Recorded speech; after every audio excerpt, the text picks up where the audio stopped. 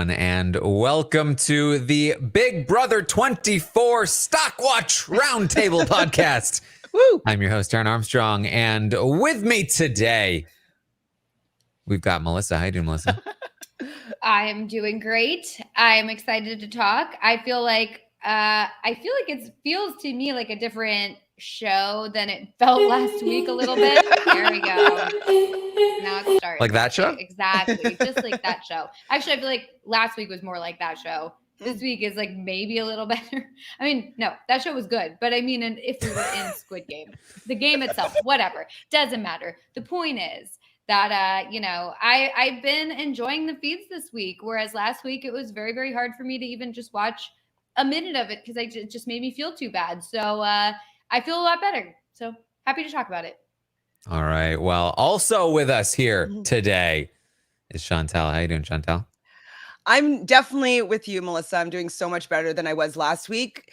You know, Big Brother is my favorite show. I've been watching it since the first day that it started, like over 20 years ago. And it was always my summer show that I got really excited for. And it really hurt when I was really not enjoying last week. And it just kind of, I was like, is it over? Do I not like Big Brother anymore? Is that what's happening here? And so I really feel better to see that this was a little bit more like a normal week in Big Brother. Like, I don't like how it started, but it seemed a little bit back to normal. And so at least now I can watch it.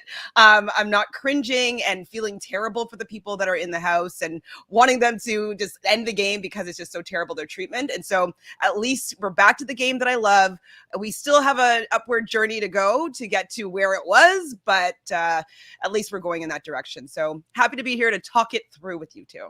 Yes, and we are certainly going in a direction here as we talk about the second week of Big Brother 24. This is the podcast where we talk about everything from the feeds and we rate the players based on how well we think they're doing in the game from 1 to 10. I also send out a survey every week. The survey is still live if you want to take it, where you can rate the players from 1 to 10 and tell me who your favorite is. Tell me all kinds of answers to all kinds of questions. You can find that survey on my Twitter at Armstrong Taran.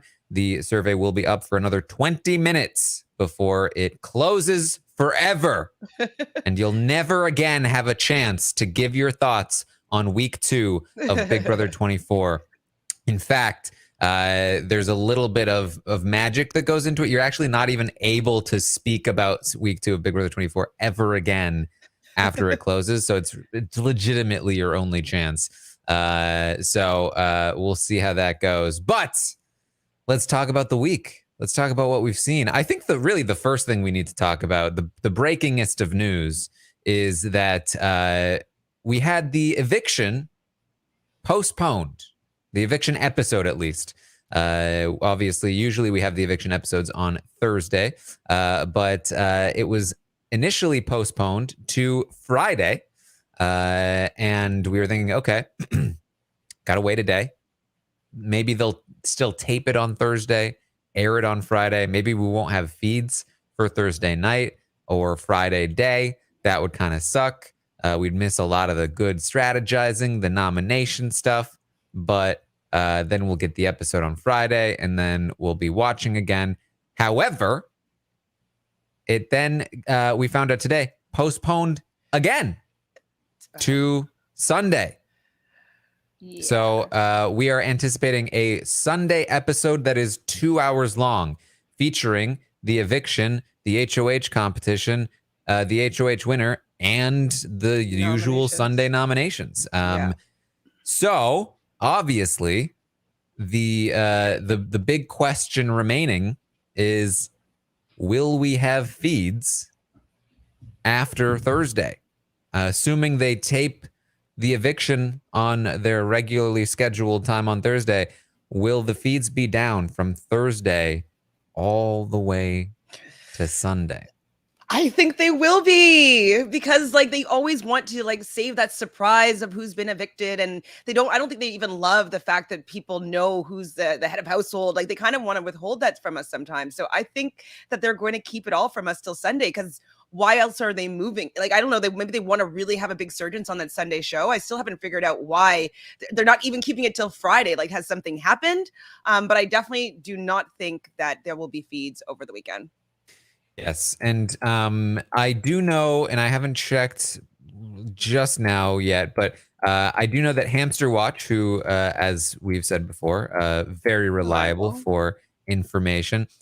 She did tweet out earlier that when we thought the show was going to be aired on Friday, that she was told that the feeds would be down until the episode on Friday. And then shortly after that, the news was released that they decided to push it back to Sunday. I believe the last thing that Hamster Watch has said about this is no word yet about weekend feeds. So no confirmation that we will not have feeds, but we do know that it was likely the plan to not have feeds until Friday. So we don't know if they're going to keep that plan all the way until Sunday. Yeah, which they should not put the feeds down for that long of a time. I mean, if you're watching the feeds, you're obviously like a loyal fan of the show.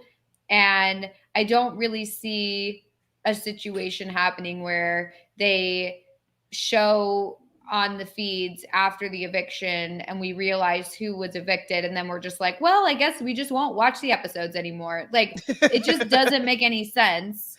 I get that they're trying to like keep up the suspense, but in a situation like this, I mean, I can understand like Friday, okay, fine, the episode airs on Friday, but this is like 4 days of no feeds. Like, that's too long.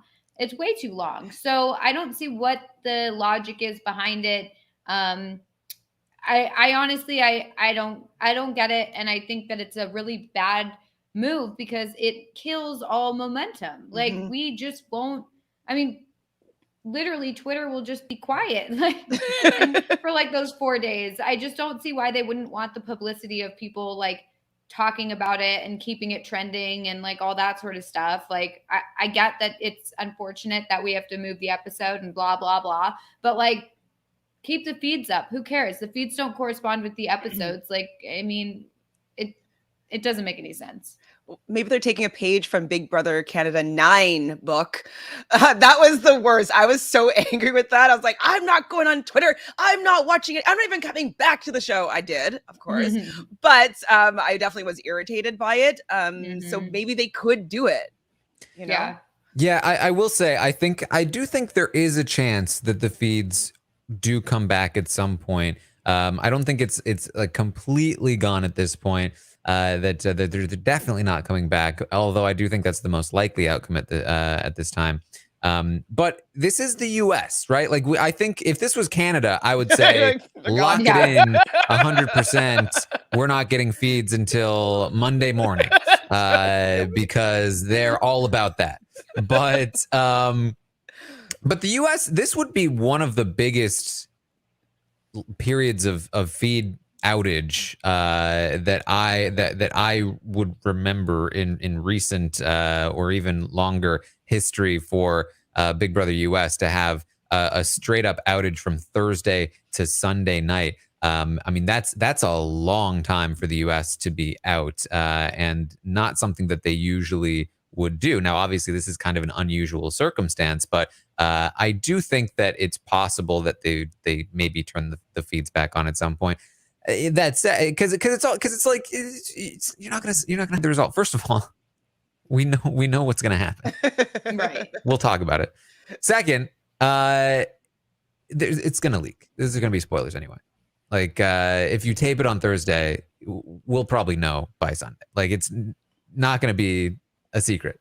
Do you think that they might change the schedule now that they've pushed it to Sunday? Because like maybe, they're going to tape everything on Thursday, air it on Friday. But now that it's on Sunday, do you think they might move their schedule to, I don't know, Saturday, Sunday combo so that like we can have the feeds Thursday, Friday, and then they can shut them down for whatever they need to?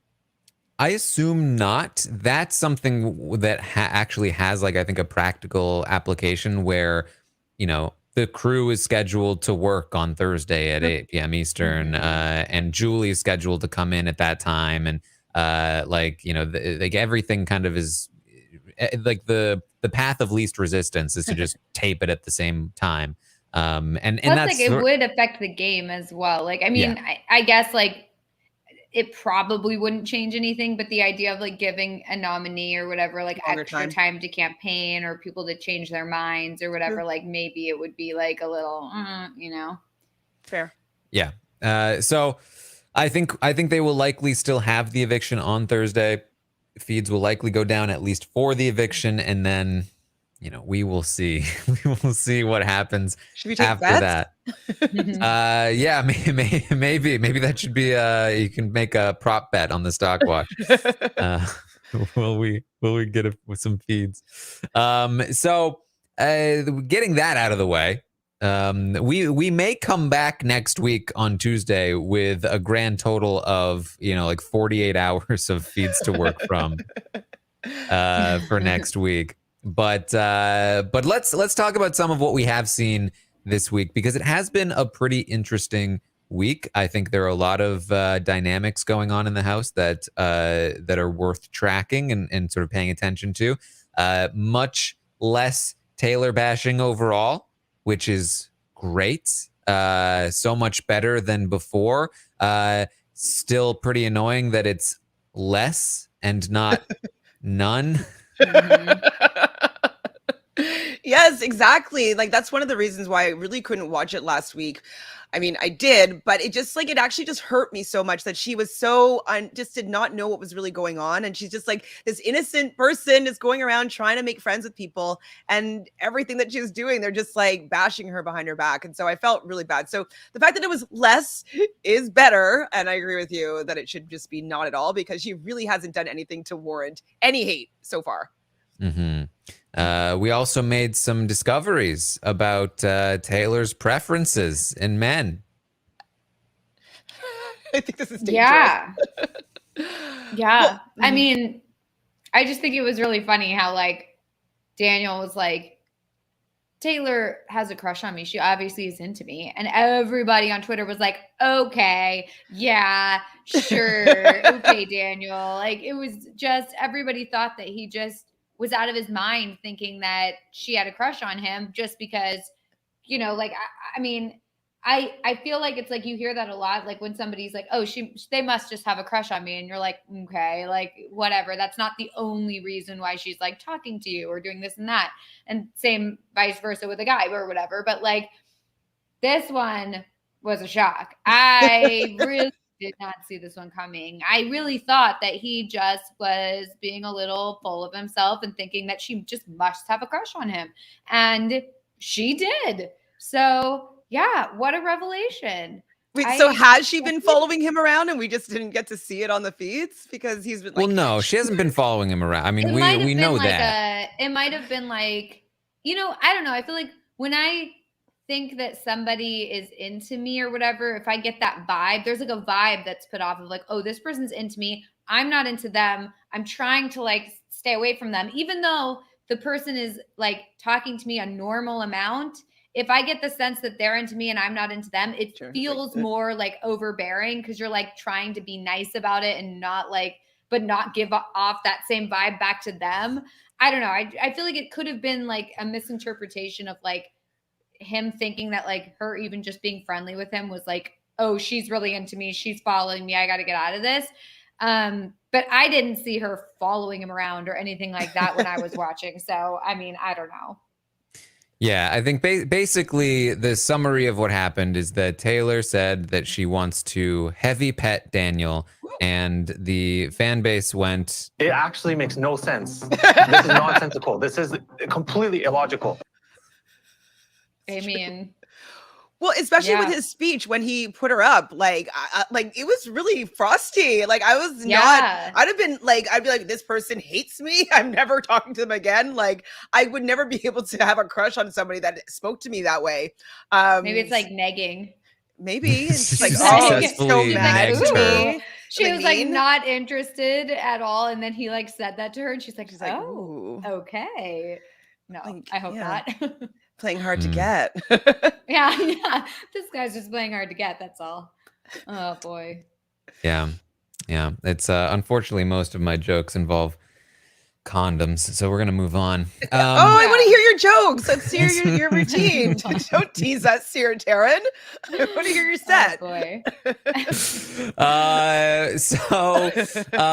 With Jasmine as our HOH, it's been an interesting week because really for the second week in a row, we have a week where the HOH is not really taking charge, kind of taking cues from other people and not really solidifying any kind of power structure. And so the house remains very messy, very fluid, as you know, what was the Mamba Alliance or the Bleep Alliance became the Pose Pack Alliance and is now really just a facade that most people are not super loyal to, that it's kind of turning into a bit of a war of the genders, I should say. And we also have a couple of other like groups that are forming, that are happening around in different places. I talked about a lot of this morning, but it's a very fluid house. We've got Pooch and Taylor on the block. Pooch potentially blindsided on Thursday here. Joseph is definitely on to the fact that something is wrong, especially after the Brittany conversation where she said that, you know, hypothetically, if Pooch were to be evicted, it definitely wouldn't be her doing. And they also plan to just straight up tell Turner and Joseph, or they at least have flirted with that idea quite a lot. So we may or may not get a blindside, but the point is that we're heading into next week where this next HOH yet again is very important. Could change a lot in terms of where this game goes, because if we get an HOH that does have firm convictions and does want to take a strong stance, then they could really still pretty much shape the game in the direction they want it to go. So it would be particularly upsetting if we didn't get to see any of that happen on the feeds. Yeah. Yeah. It'd be terrible, but I just, for whatever reason, like I don't have high hopes here. But maybe me being like the Debbie Downer of the situation will mean like, oh, we will get the feeds, and then I'll be happy and uplifted. So fingers crossed that way. Yes.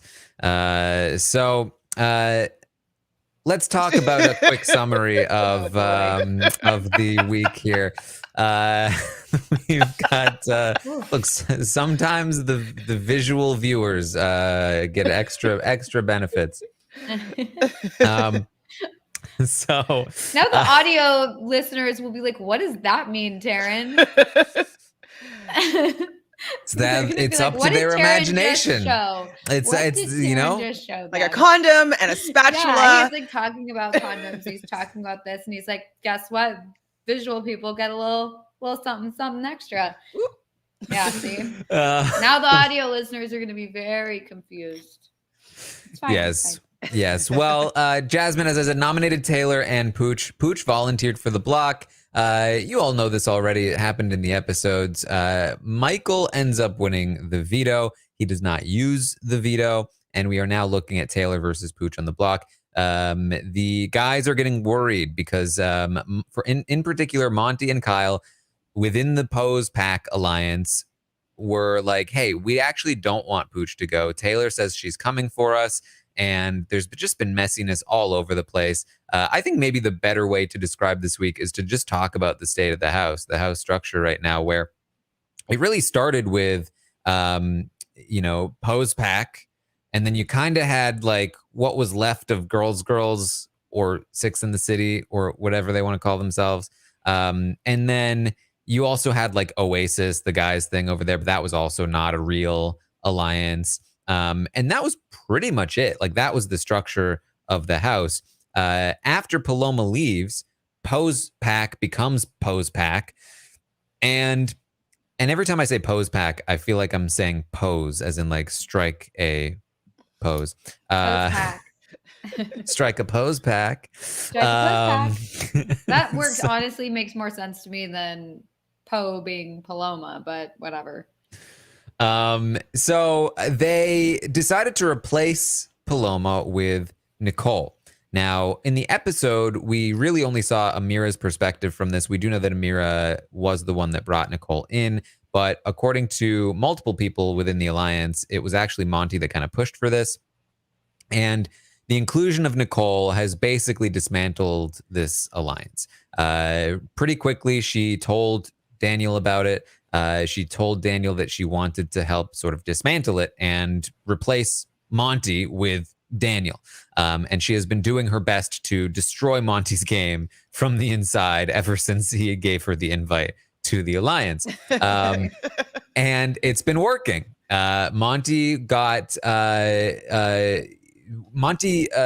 decided that, like, again, he's hearing that Taylor wants to come for it. And this is all Monty's fault because Monty just won't like talk to Taylor and make peace with her. So Taylor has decided, okay, I'm going after Monty. This gets back to Monty. And then Monty's like, oh, well, I can't have Taylor in the game. I need to keep Pooch around. Pooch likes me. I like Pooch. Like, let's keep Pooch. Let's get rid of Taylor. And Nicole and Amira are like, no. You don't have a say in this. Like, we have the numbers. This is what we want to do. It's best for us. It's best for the alliance. And Monty's like, damn it. Why did I let Nicole in? And so the power is kind of shifting in that direction. Like Daniel, and there's this new group that could form with Daniel and Jasmine, with Nicole and Amira and Alyssa. And then you've also on the other side got like Michael and Brittany still talking. Michael has been talking with Kyle a lot, and Michael is trying to pull in Taylor. And so you do have these skeletons of new groups that are potentially forming outside of Pose Pack and outside of the gender divide. But it's all still very much up in the air right now. The key elements to the change from last week to this week are that the Pose Pack is all but done. And, Monty's in a little bit of trouble. And also, Amira and Nicole are in a little bit of trouble because Monty and Kyle are kind of looking in their direction after the events of the week. So a lot has changed here, Chantele. And I'm happy that a lot has changed. And the fact that even Taylor is being kind of pulled in, not necessarily like saying like, hey, we're in an alliance together, but like she's being considered as a person in the house playing a game with some value. That was just really refreshing to see. The fact that Nicole and Amira are not just sticking with the plan that the guys say, like they're being like, no, this is what I want to happen. No, I don't want to get Taylor out right now because Taylor is not coming for us. She's good for our game to keep her here for this week. And so I like that people are not just going with what the house wants and that they're actually starting to decide to, shape the game in the direction that they want to go. So I'm very happy that this shift is happening.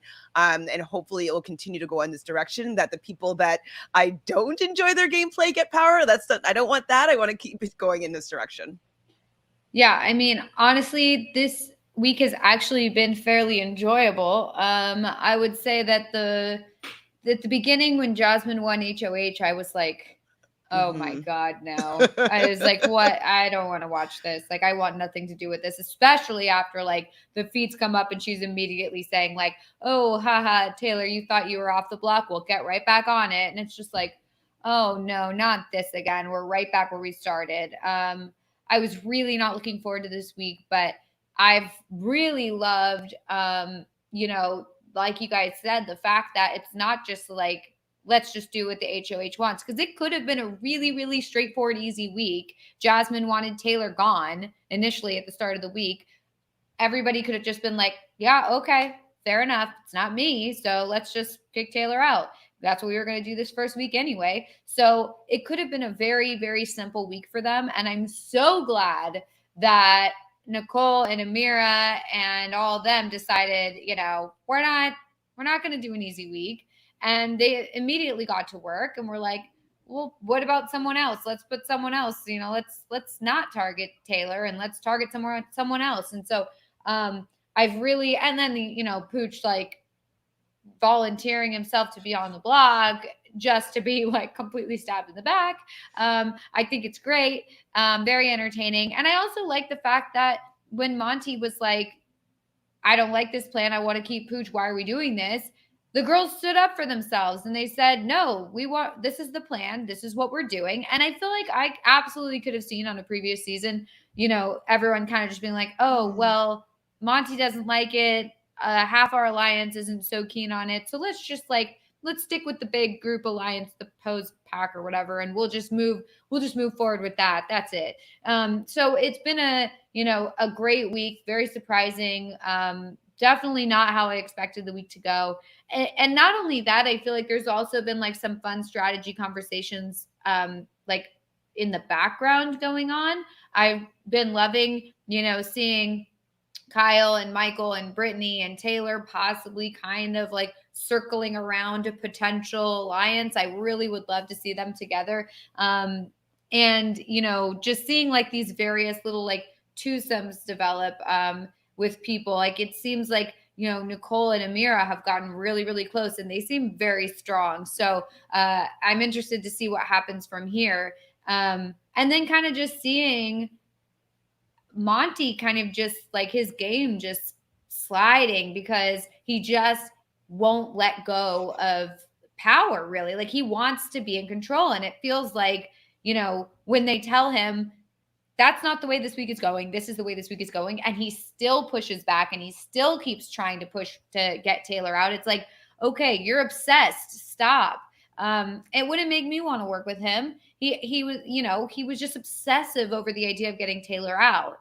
And I felt that way about Daniel at first, but I do think that recently he's kind of been like, well, and I think honestly, I think this whole crush thing has actually helped Taylor's game because it does appear that Michael now is kind of like, well, she likes me. She's not going to kick me out. We might have, or Daniel, did I say Michael? Anyway, I get those two confused. So if I ever say Michael and it sounds like I'm talking about Daniel, just assume I am. So, Daniel's sitting there and being like, well, she likes me. She's not going to vote me out. I think I'll just keep her around a little bit. Like, I don't feel, too endangered by her. And then also the girls as well, who kind of maybe thought that she was into Monty or some other, or Kyle or whoever else they were, or Joseph, whoever else they had a crush on. Now they're not seeing her as a threat to their relationships with those guys. And so it's kind of like, she's kind of taken the target a little bit off of her based on this crush. So, it actually, I think, was a good thing that she revealed it. Yeah, I mean, it's no, I do think it's sort of like a funny kind of like storyline to be, because I do think I'm sure there's part of it that is like by saying she has a crush on Daniel, like means she's not coming for any of the other guys, right? Like I feel like there's probably a part of that will probably help her a little bit socially, but I don't know that it's really changed too much for her at this point. I think in general she's just on a slow upward trajectory of not being targeted, and she's still, I think, kind of moving in that direction. Man, I've said it before, but I hope she doesn't end up in jury with Daniel. Oh God, with alcohol. Oh, God. Look, she can do whatever she wants. I just want her to be informed when she does. Yeah, like I would prefer her to know what he had said about her before anything. It's like, it's possible that like, it ends up being water under the bridge and he ends up, being fine to her the rest of the game. The fact that he was initially saying some of that stuff about her, I certainly would be interested in knowing that before anything, like before I hooked up with someone. I would want to know if they were like talking such trash about me. Like, I don't know. I think we need a new rule. You know how like house guests often when they're cast, they look up like advice from previous house guests videos. Like I'm pretty sure former house guests, you're going to have to start putting in those videos. Don't hook up in the jury house because you do not know what that person has said. Yes. People have made mistakes in the past and they will make them in the future. Ooh. Yeah. Oh, I'd feel so bad if that happened to me. It's so awful. Can you imagine if like they end up in a showmance too? Like, and it's like they come out of the house and they're like, this is us. We're in a showmance now. And then she like sees the stuff that he was saying. Oh, I can't even imagine. It reminds me of Love Island, Casa Amor, Anyways, I've not watched if you've not watched it, you don't know what I'm talking about. But like they do things on another island with other women and they come back to like their partner and sometimes they don't know everything that went down until they leave the show. And so sometimes there's a lot of drama after the show when they find out the truth of everything. So boy. Well, I hope that Big doesn't Brother happen. meets Oh my Love God. Island. Yeah, really. We'll get feeds inside the jury Yeah, we house. need jury house feeds, definitely. So basically where we are right now is, again, like a big mess, but there are a lot of people still targeting Turner. A lot of the women in particular are looking at Turner as a target. Joseph is up there as either a target or a backup to Turner. Joseph has started campaigning more fervently for Pooch to stay. This could damage his game and potentially put him more at the top of the list, especially like Turner doesn't really do much in the house. So I do kind of feel like if Pooch leaves and Turner's just kind of like, oh crap. Well, what now, everyone? And Joseph is still kind of just being Joseph. I feel like they might shift from Turner to Joseph just because Joseph is just like a god physically. Oh. So that might happen. So Turner and Joseph, definitely two big targets. We're also, again, hearing from Monty and Kyle, and Monty's kind of spreading it to Joseph and Turner. Maybe we should be looking at Amira, and it's, Turner was already looking at Amira. Nicole could be an option if they're trying to take a shot at the heads of the snake, as they put it. So they could be in some danger. You, of course, also have Monty in some trouble from Taylor, and perhaps some of the other women, like even Nicole, who is saying she'll go after Turner, but I think if she has a shot, especially a backdoor shot, she really might take it at Monty. And Daniel may also end up taking a shot at Monty. I think that's possible, even though he said he wouldn't. So Monty, I think, in some trouble. And then, of course, you still have like these backups. Indy, Brittany are also being talked about as targets because Indy's talking too much with the guys, and Brittany's talking too much with pretty much anyone that will listen to her throw anyone under the bus. So it's really like this next week could go anywhere. And then on top of that, we have this BB bestie twist where people are going to be put into pairs. So who knows how much of an impact that has on the targeting and everything. And then again, like, we might not even see any of it. So that's kind of where we are. Mm-hmm. I'm really curious about this BB Bestie thing. I hope that it's going to help Taylor out for the most part, just like being paired with somebody that nobody wants to get out. Hopefully that will be able to let her get some social capital, let her get some intel, let her realize her actual position in the house, because I feel like she's not playing with enough information. So she's actually not making good decisions, even though she's not necessarily being targeted this week. She doesn't really know what's going on, and she's not really saying the best things. So hopefully this BB Bestie twist benefits Taylor. Hopeful. I mean, it could, or it could hurt. I know, but help. Yeah. Let's see. We have some answers, some opinions from the audience.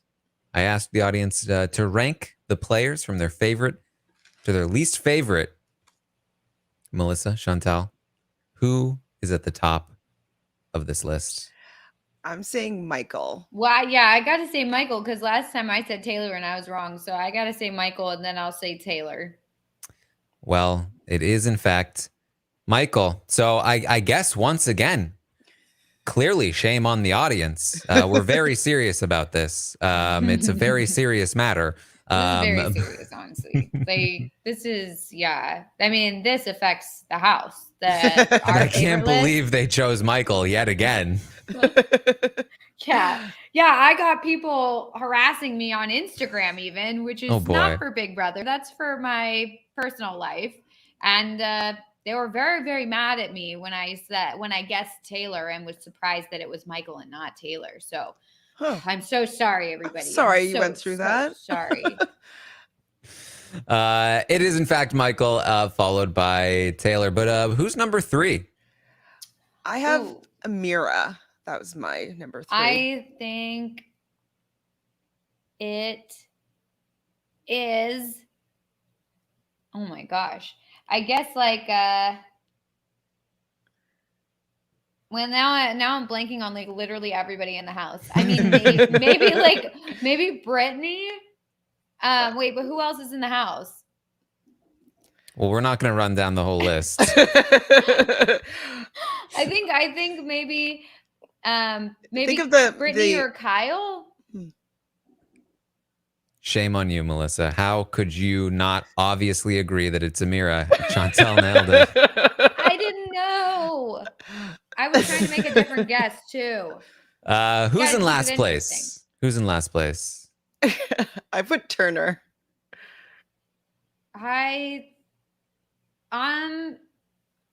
Maybe I'll go with Monty. Chantele nailed it again. Yes! Oh my God, I'm on a roll. Chantele, do you have the list in front of you? I have my list, but she just voted 1 million. Hold on, I need to. right. Usually we don't go too far in this, but I need to keep going until she gets one wrong. Oh, Who's no, number 4? No, I'm scared. My number 4 was Nicole. Okay, you got one wrong. Or is it Kyle? Kyle's number 5. Is it Kyle? Or Brittany? Kyle is number 5. Okay. Yeah. It's Alyssa, number 4. Oh, okay. I have list number 6. I could Yes. do that. So it goes Michael number 1, Taylor number 2, Amira number 3, then Alyssa, Kyle, Indy, Brittany, Nicole, Joseph, Terrence, Monty, Daniel, Pooch, Jasmine, Turner. I had Jasmine Turner as well. I forgot about Jasmine in the house. She's How the could HOH you? and I forgot about her. How could you forget about Jasmine in the house? Oops. I think Hold I had on, Brittany in the right space. She's gonna have words with you as soon as she gets over there. Oh God. So it's just a reused sound effect, right? It's like it's not actually squeaky in real life, right? Yeah, I mean I haven't heard it squeaking, but Man, God. just you wait. When she gets somebody to make her breakfast, she's gonna be critical she gets someone of to it. help her down the stairs. I asked the audience to rate the episodes this week.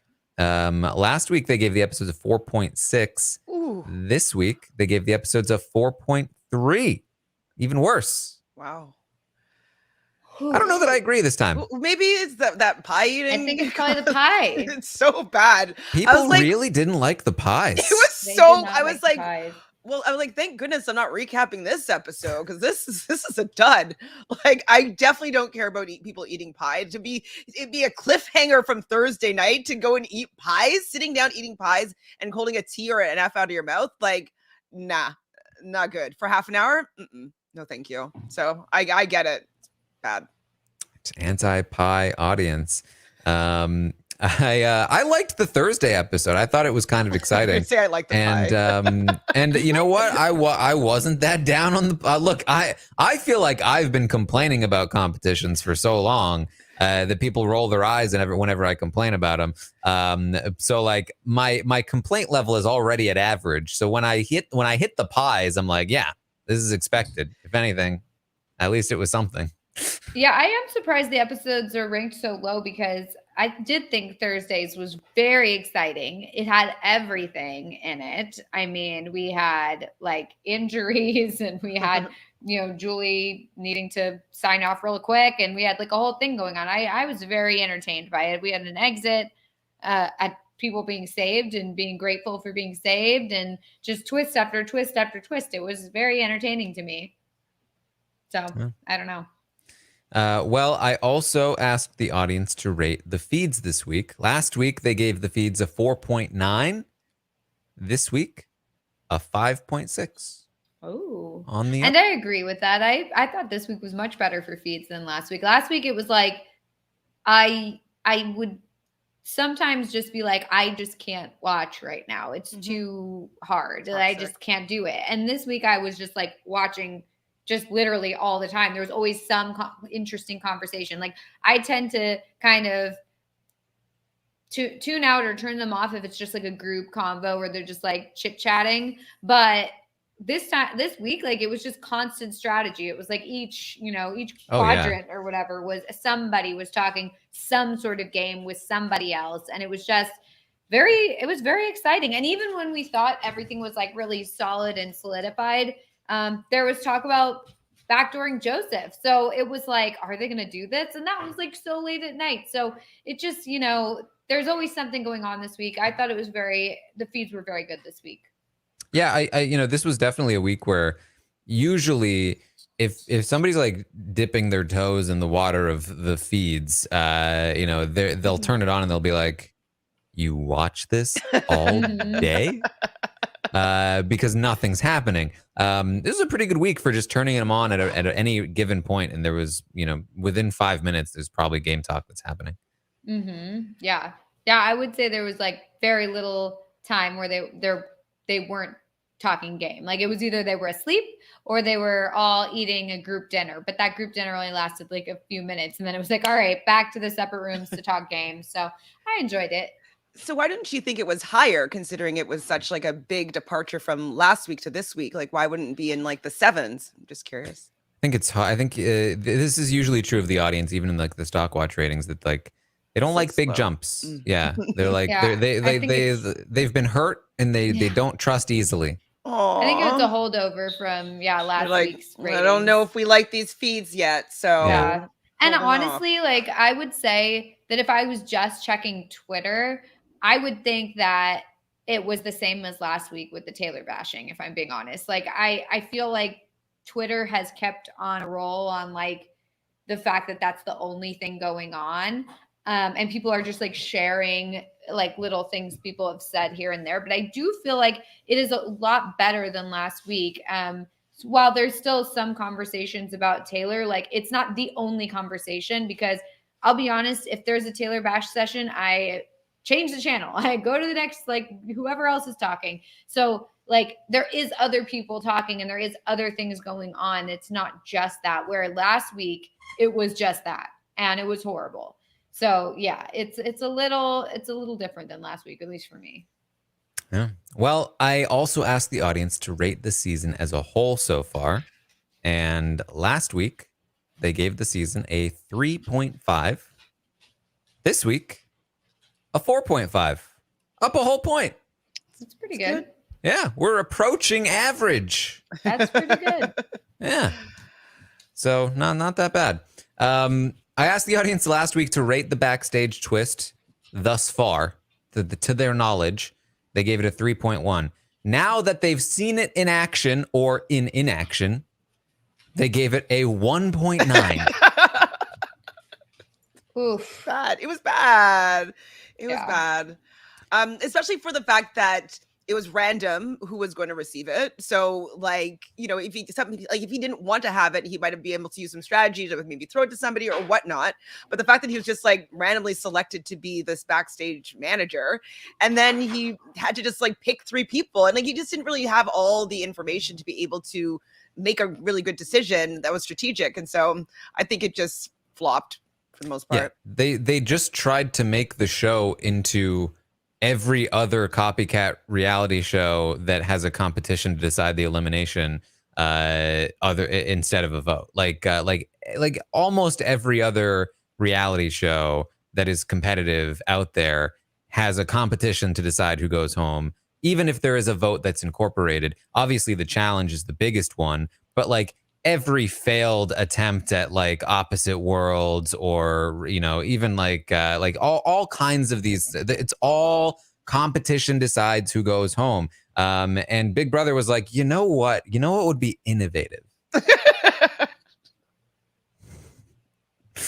Terrible idea. Yeah. So I also asked the audience, do you think Jasmine did what was best for her game as the HOH? Do you think she did what was best for her game as the HOH? I want to know from the two of you. Do you think, would you say yes or no to that question?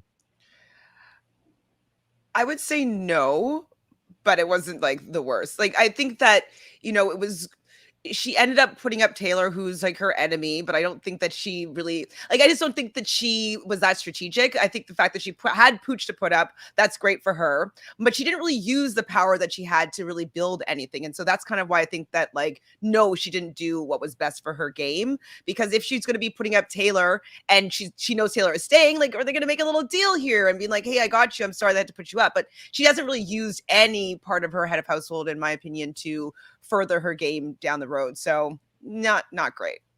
I would say at the beginning of the week, I would have said no, this is bad for her game because she's doing what people in an alliance that she's not in are asking her to do. However, I think by the end of the week, I'm starting, well, it's not the end of the week yet, but at this point in the week, I'm starting to think that it was a good move because she is building those bonds with the girls. It has kind of broken up this 6-person alliance or 5-person, 6-person, whatever, the pose thing or whatever. It has kind of broken that up a bit. And so while it did appear in the beginning like, oh, Jasmine's just doing their bidding, now it kind of seems like, well, doing whose bidding? Because now it does kind of seem like it's more of like a girls thing versus that 6-person alliance telling her to do this and it not being beneficial for her.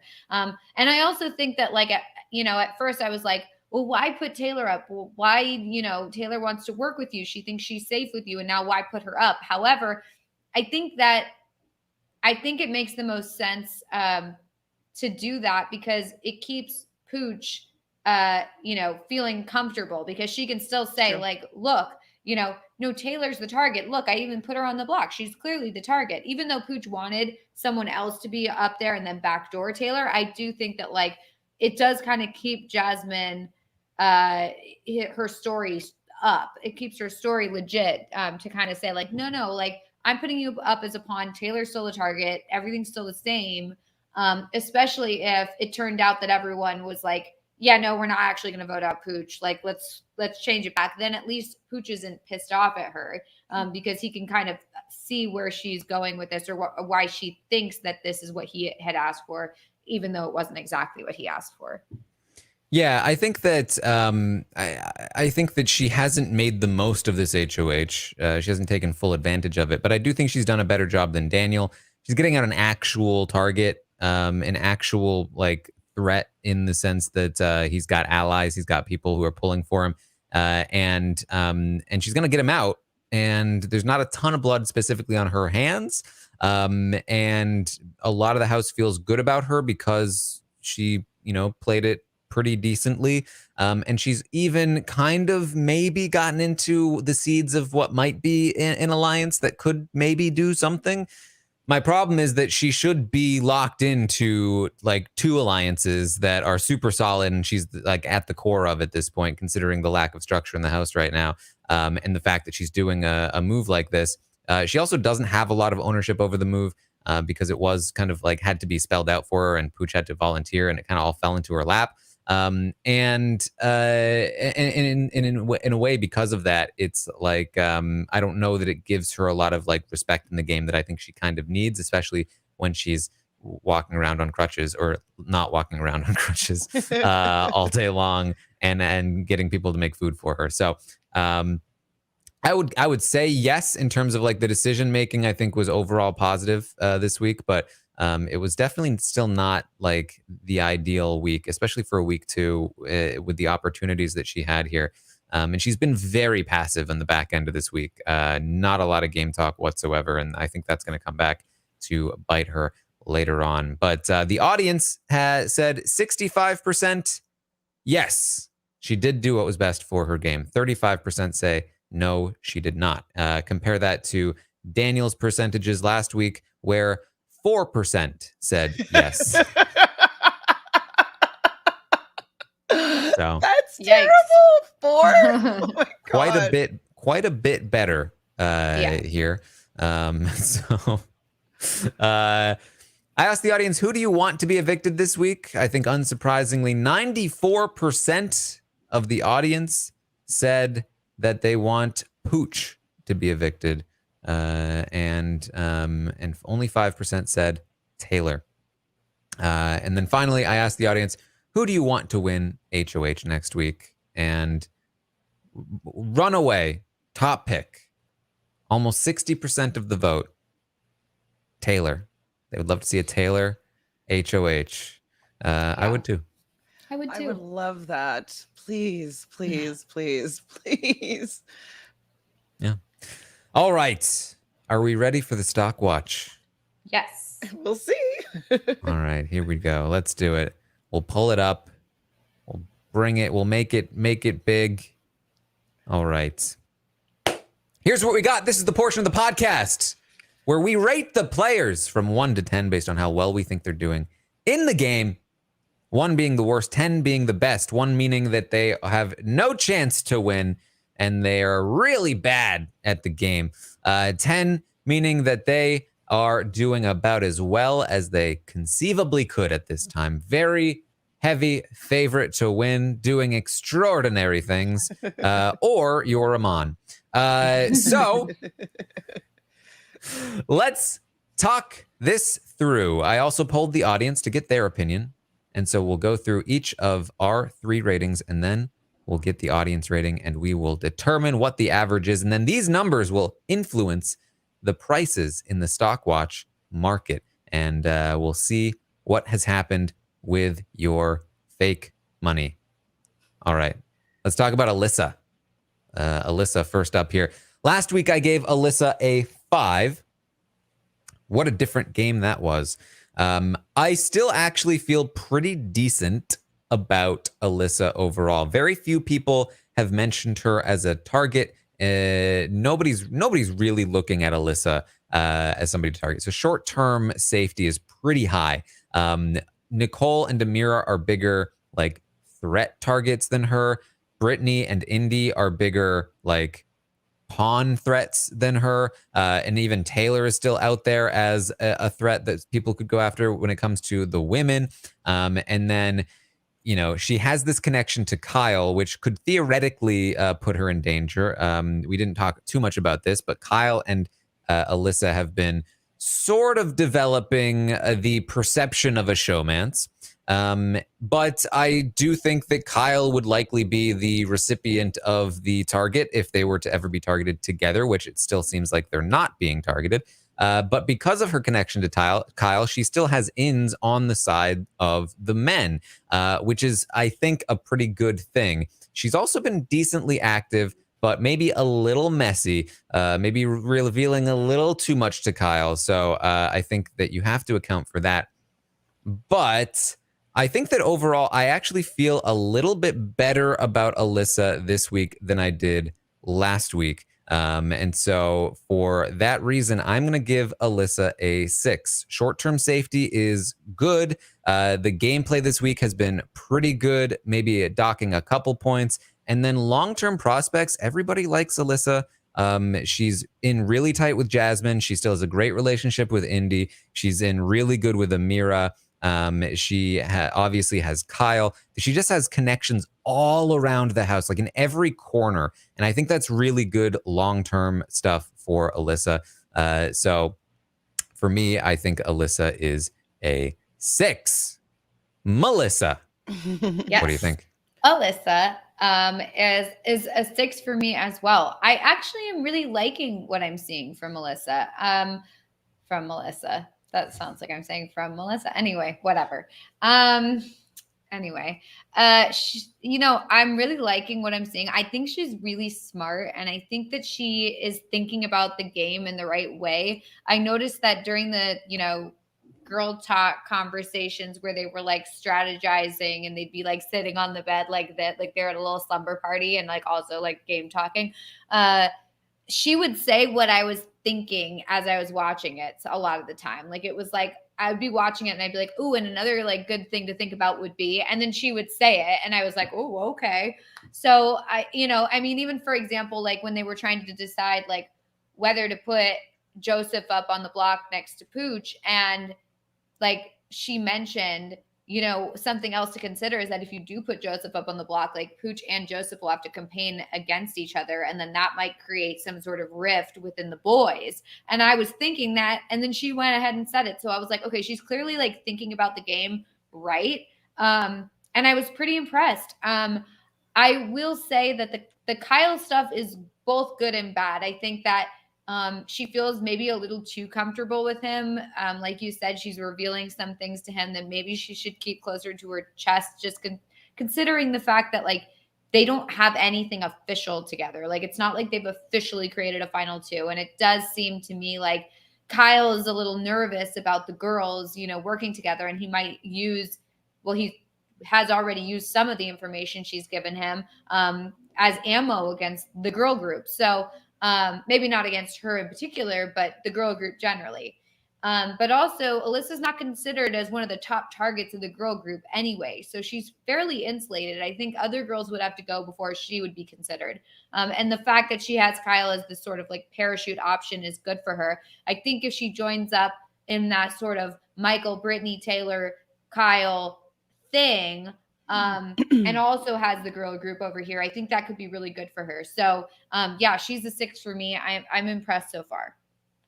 All right, Chantele. So you guys might be convincing me. So as I talk this through, we'll see if I'll stick with my guns with what I was intending on giving or if I will change my rating. So I do like Alyssa, but I didn't particularly enjoy when she was a Scorpio sister and how it was really easy for her to be influenced by that kind of negative, group think. And so that worries me. Like, I do think that she's bounced back and she's kind of seemingly a little bit more level-headed, but I'm wondering if that could happen again. So it just kind of makes me a little bit hesitant with me trusting her having a good assessment, like on the emotional stability of the house as opposed to the strategic one. So I am worried about her there. I'm also worried about the relationship that she has with Kyle. I think that she might spill too much to him. And he's like, yes, he does like her, but it doesn't seem like he wants to have a showmance with her. And so I'm wondering if he thinks he's going to be getting some heat from them being associated together, if he's going to maybe be like, hey, it's okay if she goes because it's not great for my game. So I don't think that he's going to do that right now, but who knows later on in the game whether or not that would make him want to cut her loose. So I'm just kind of apprehensive of her standing. I do like that she, in the episode even, was saying that she was kind of willing to give Taylor a chance a little bit. And so I like that she's a little bit open-minded, even though she wasn't really feeling that way the first 10 days or so. So I'm hoping that she's had maybe a shift and change of heart here. But I guess I'm not as confident as you guys in her gameplay. I think that her emotional decisions might take over and kind of maybe ruin her game. So I'm going to stick with the 5. I was coming in with a 5, and I convinced myself that I want to give her a 5.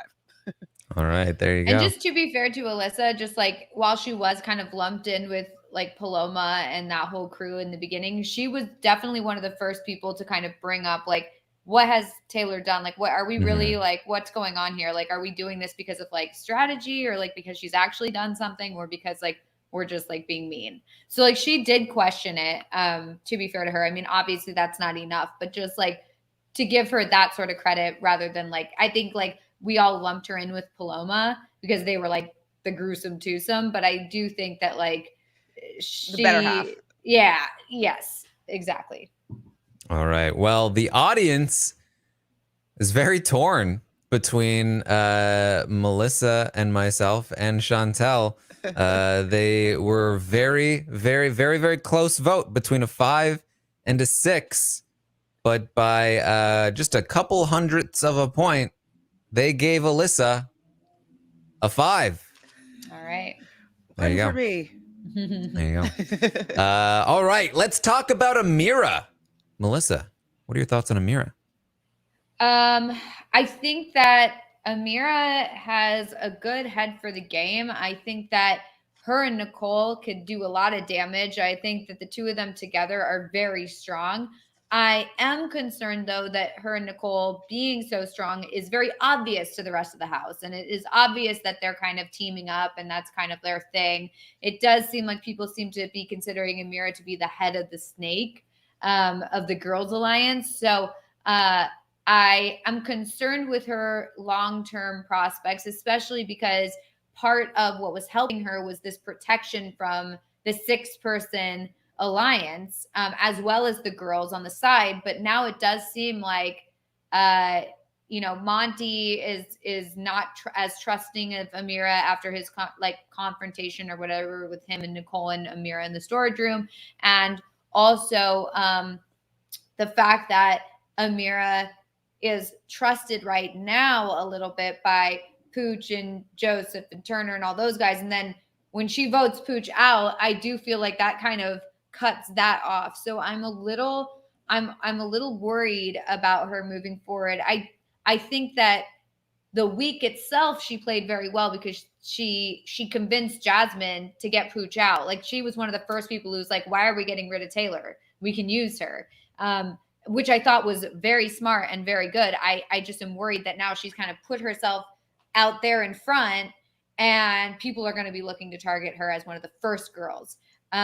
So I think it kind of outweighs each other. So I kind of think she just stays in the same spot. So for me, I'm just going to stick with my 6 and we'll just see what happens.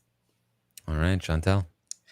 So definitely watching Amira play has been one of the highlights of this week. You know, the fact that she's not backing down when, you know, with Monty and with how she wants this week to go. And so I really appreciate that, you know, she has an agenda and she's pushing it through and she's not letting anybody kind of sway her opinion on what should happen this week.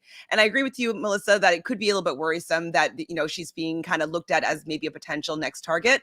But I actually don't think that anybody that says that they're targeting her would have the chutzpah to be able to do that. I just don't see them actually doing the big tall talk. I don't think that if they had a head of household, they wouldn't go for the low hanging fruit and just take out Taylor or somebody that they don't have an alliance with. So I think that she's going to be safe for a little while. I also think that she's been really pretty good at competitions. And so I think that she will be able to save herself with that veto. And I think that she has a lot of support from definitely the women in the house and maybe even some of the other people that aren't in her alliance, that I don't know if she would actually go home. And so I think that even though she's kind of coming forward as a bit more of a threat and she's kind of in the forefront, people know that she's at the head of the snake or whatever. I do think that strategically for me, she's in the upper echelons of the people this week. So I'm going a little bit up from you, Melissa, and I'm going to give her a 7 because I enjoyed watching her play this week. A 7 from Chantele. The audience this time agrees with Melissa and gave Amira a 6. But that's up from last week. So it is up from last week. Yes. Last week, Amira was pretty solidly a 5, and this week she's pretty solidly a 6. So I have to agree with Melissa and the audience on this one. I definitely came into this week thinking Amira might be the top pick for me, maybe up there with another person that I'm sure we'll get to. But I end up kind of finding myself in the same position I was in last week with Amira, where I feel like she's one of the more active players. I really like what she's doing, but she doesn't have a lot of subtlety in her game, and it puts her in the limelight. And she seems like the kind of player that's like, obviously we're not going to lose Amira anytime soon. But then if you think about it, it's like, it's possible. Like Amira could be gone next. Like, what if Turner wins? You know, like what if Joseph wins? Like, it's dangerous. Like Joseph isn't going after Brittany and Indy, you know, like who else is he going to go after? So there are some concerning things. I think the fact that she's this a target in the house is definitely concerning. Short-term safety is a concern for me. Long-term prospects, I think, are very good, actually. If she survives the short term, you know, obviously, I think that if she continues to be a target throughout most of the game, at some point something's going to give and she'll go home. But I think that she has a head for the game. She has the relationships she needs. She has the respect she needs. She's good at competitions. I think she has great longevity in the game as long as she can survive the short-term dangers. And then like her what she's done this week has been pretty impressive. She has she was really the driving force to get Jasmine to target Pooch. She has made sure that everyone was in line.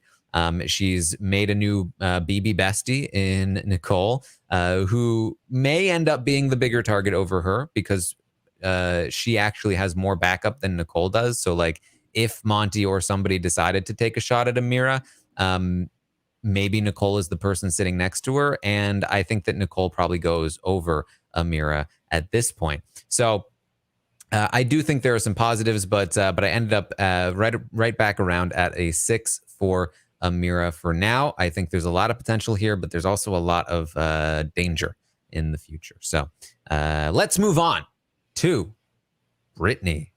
Chantele, how do you feel about Brittany? I don't know how I feel about Brittany because, like, I want to like her. I want to root for her. You know, she's a hypnotherapist. I've trained in that, in hypnotherapy. So I want her. I want to be like Team Brittany, but she kind of doesn't, in my opinion, have the best read on circuit situations or how to position herself better in the house or who to give what information to and why. And so it's like her execution of all these things are bad and they're not even good for her game, what she ends up doing. And so it's hard for me to think that she's a really great player because she's not playing well at all. I do like that she still has a friendship with Michael, even though he's probably like, ugh, she's a little bit of a liability here. But I think the fact that Michael is well liked, and I don't think he's an immediate target right now, and he's good at competitions. I think that it's, the fact that he's bringing her into things, I think is really good for her game. So I can't go too high for Brittany. I think I'm going to have to go with the higher end of last week. I think that she did better than last week, but I'm going to give her a 4. All right. Well, the audience gave Brittany a 3. 3. They went down. A 3 from the audience. Yes, down from the 4. And I agree with the audience on the score, though I am going up from last week's 2, just because I felt like the move she made with Pooch, where she outed Amira for no reason, was so bad, and she was in the backstage situation, that I thought she earned the 2 there. This week, there hasn't been much improvement. It's more that she just hasn't screwed up as bad as last week. Fair. Her instincts for the game are just very bad. Like it's just like, and she's and not all instincts. It's her social instincts game wise. Her social game instincts are terrible. She only talks game with people like for these brief spurts. And she goes to somebody that she doesn't have a relationship with, and she's just like, "Hey, your best friend hates you and thinks you're a loser. So You trust me now, right?" Like, no, of course they don't. And she's constantly getting in trouble for it. I mean, she is lost in this game, if not for Michael. Michael is her one true ally right now. She does have a couple of other people like Taylor and Kyle who are maybe starting to see there's some value because she's on the outs because of her social game. And so she does have some options a little bit, but man, just I do not have any faith that she will not just play herself into a hole in any given situation. So it's a 3 from me. Melissa, what are your thoughts? Yeah, I agree. And the thing is I like her a lot and I want to root for her, but she just makes it so hard because she's constantly doing the wrong thing. She's constantly revealing information when she shouldn't be revealing information. She's constantly talking to the wrong people. She's constantly, just shooting herself in the foot. I'm very worried about her position moving forward. I just feel like all of her strategy relationships, it seems, are her talking to someone and saying, like, someone that she has absolutely no relationship with and being like, no one will know that we're working together. No one will suspect it. And they're like, we're not working together. And she's like, well, I'll tell you this bit of information. It's a doozy. Listen up. And then they hear it. And then they say, like, wait, but like, why are you saying that? And then she's like, well, because of this. And it turns out to be just nothing. Like her whole thing about like, oh, well, Joseph, Pooch is throwing you under the bus. And the whole thing was just that he says that you're not very close. Like, but that was the whole plan. Like, that's not throwing him under the bus. That's just saying they're not in alliance together. Like, that's a good thing for Joseph. Like, it just, and then he's just like, oh, okay. So really you don't have any information for me. And it's just like, why is she even talking to him like that in the first place? Like, just shut your mouth. Don't say anything. Like information is key. Knowledge is power, et cetera, but don't go spewing it out to everybody. And I'm worried for her allies that might decide to work with her if, Michael and Kyle and Taylor just, and maybe Alyssa decide like, okay, like, let's all work with Brittany. Let's form a little group. I absolutely am worried that she's going to tank their game.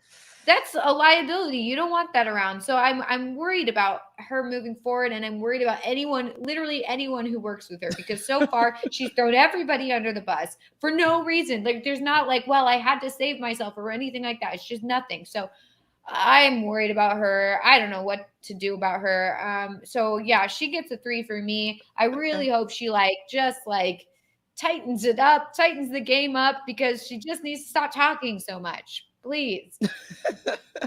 Yeah.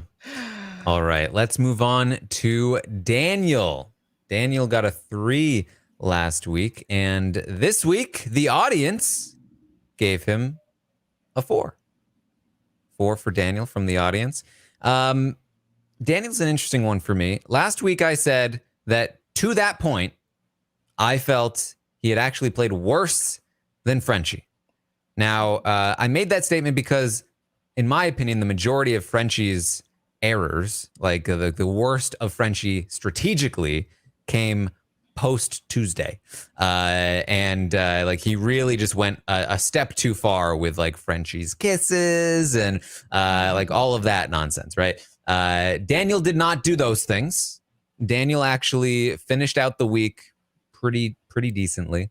And he, in my opinion, did end up with a big, juicy first week HOH benefit.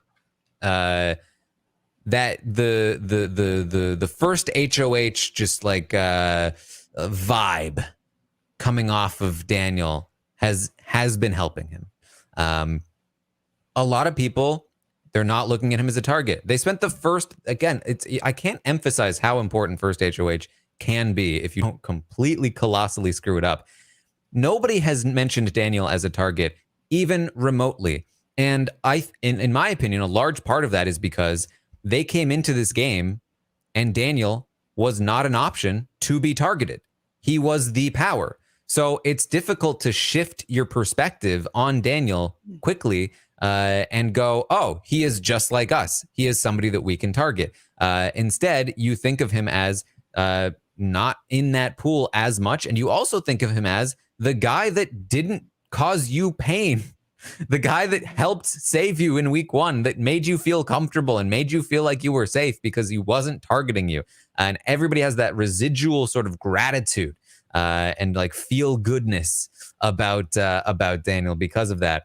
Now, that doesn't mean that they were including him in alliances, because he was way too passive.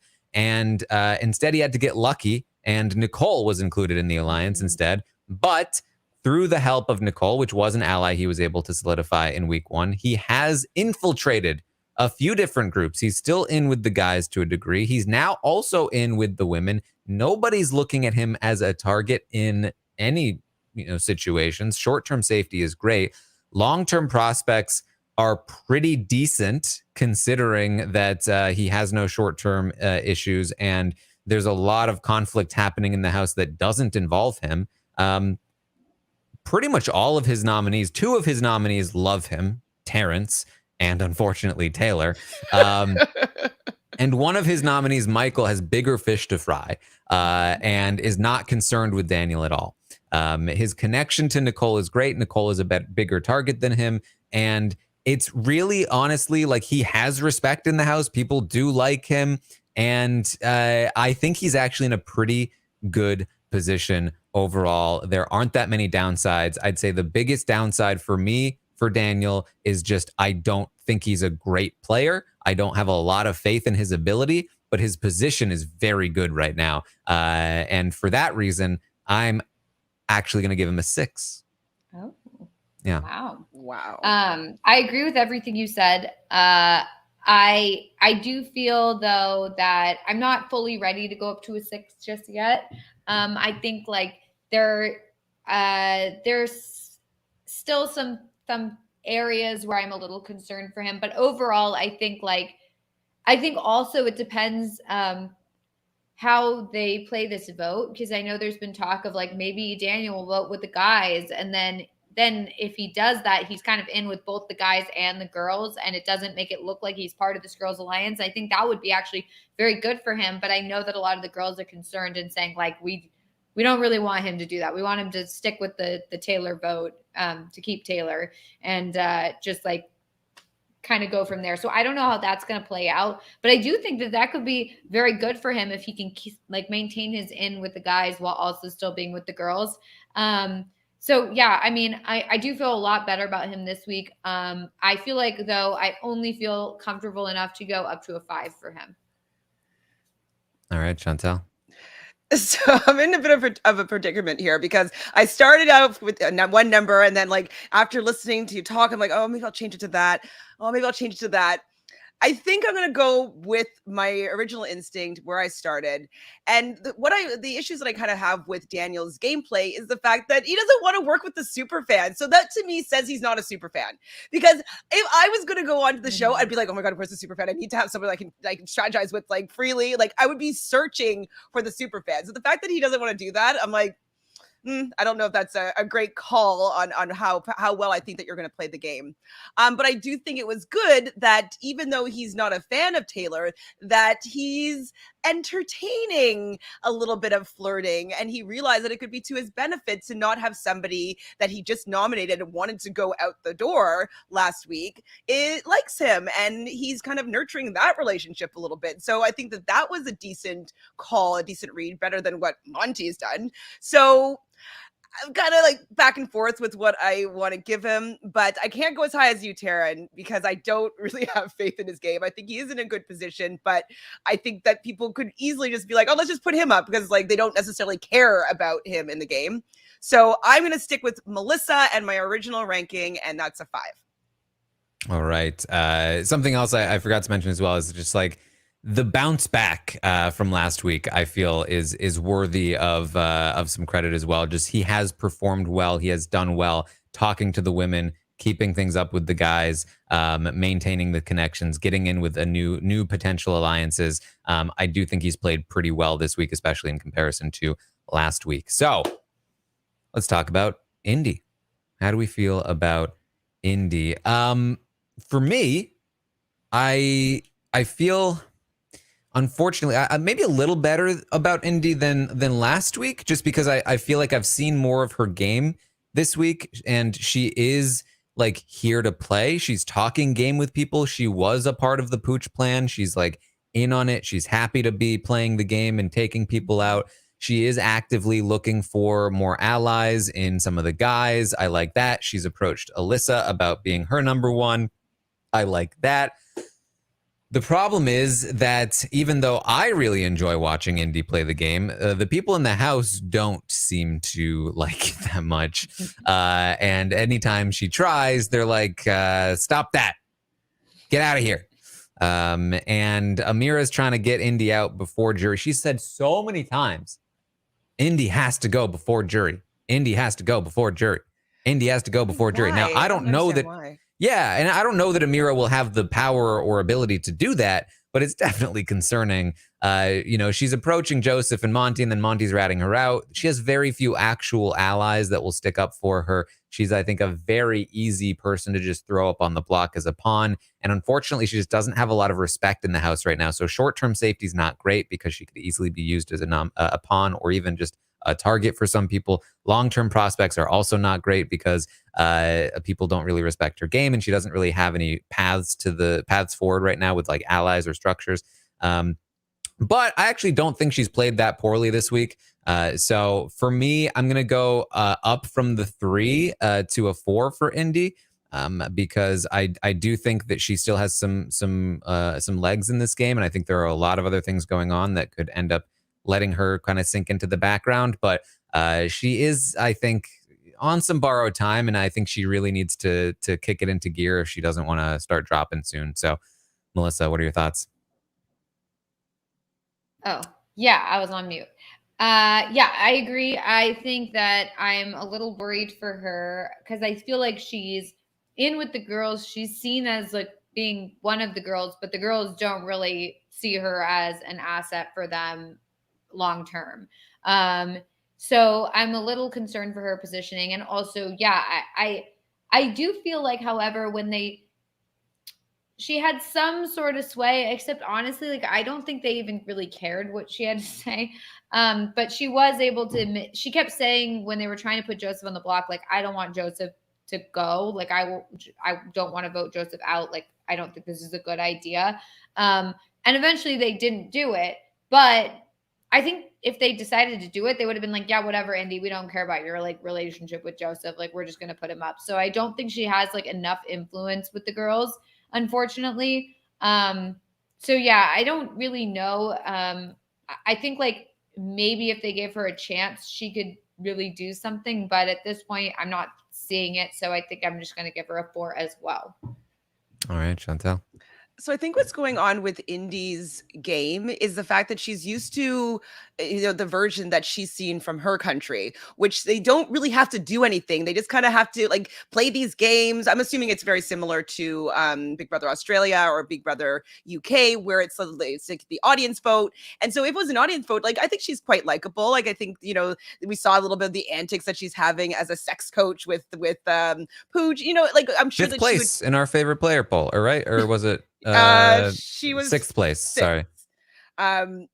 And so we decently like her, and I think that she just doesn't realize the game portion of it and how much she actually has to play. I don't know if she's watched a full season to really understand at least kind of like some more of the nuances that are going on with like the strategy and like what's really happening. And so I think that that's probably why she's not maybe doing better with solidifying her position in the game. And for that reason, like I don't know if she's going to be able to put herself in a better position, because I don't even think she realized how much game is actually going on around her. I think she's like, oh, I have my girls alliance and I'm making this other alliance with these other people and I like this person, so that's all I need to do. And I don't think she realized that there's a lot more that's going on and more that she could be doing to do better for herself in the game. So I agree with both of you, and I'm giving Indy a 4. All right. Well, the audience agrees with us. The audience also gave Indy a 4, pretty solidly a 4. Let's talk about Jasmine. Melissa, what are your thoughts on Jasmine, our HOH?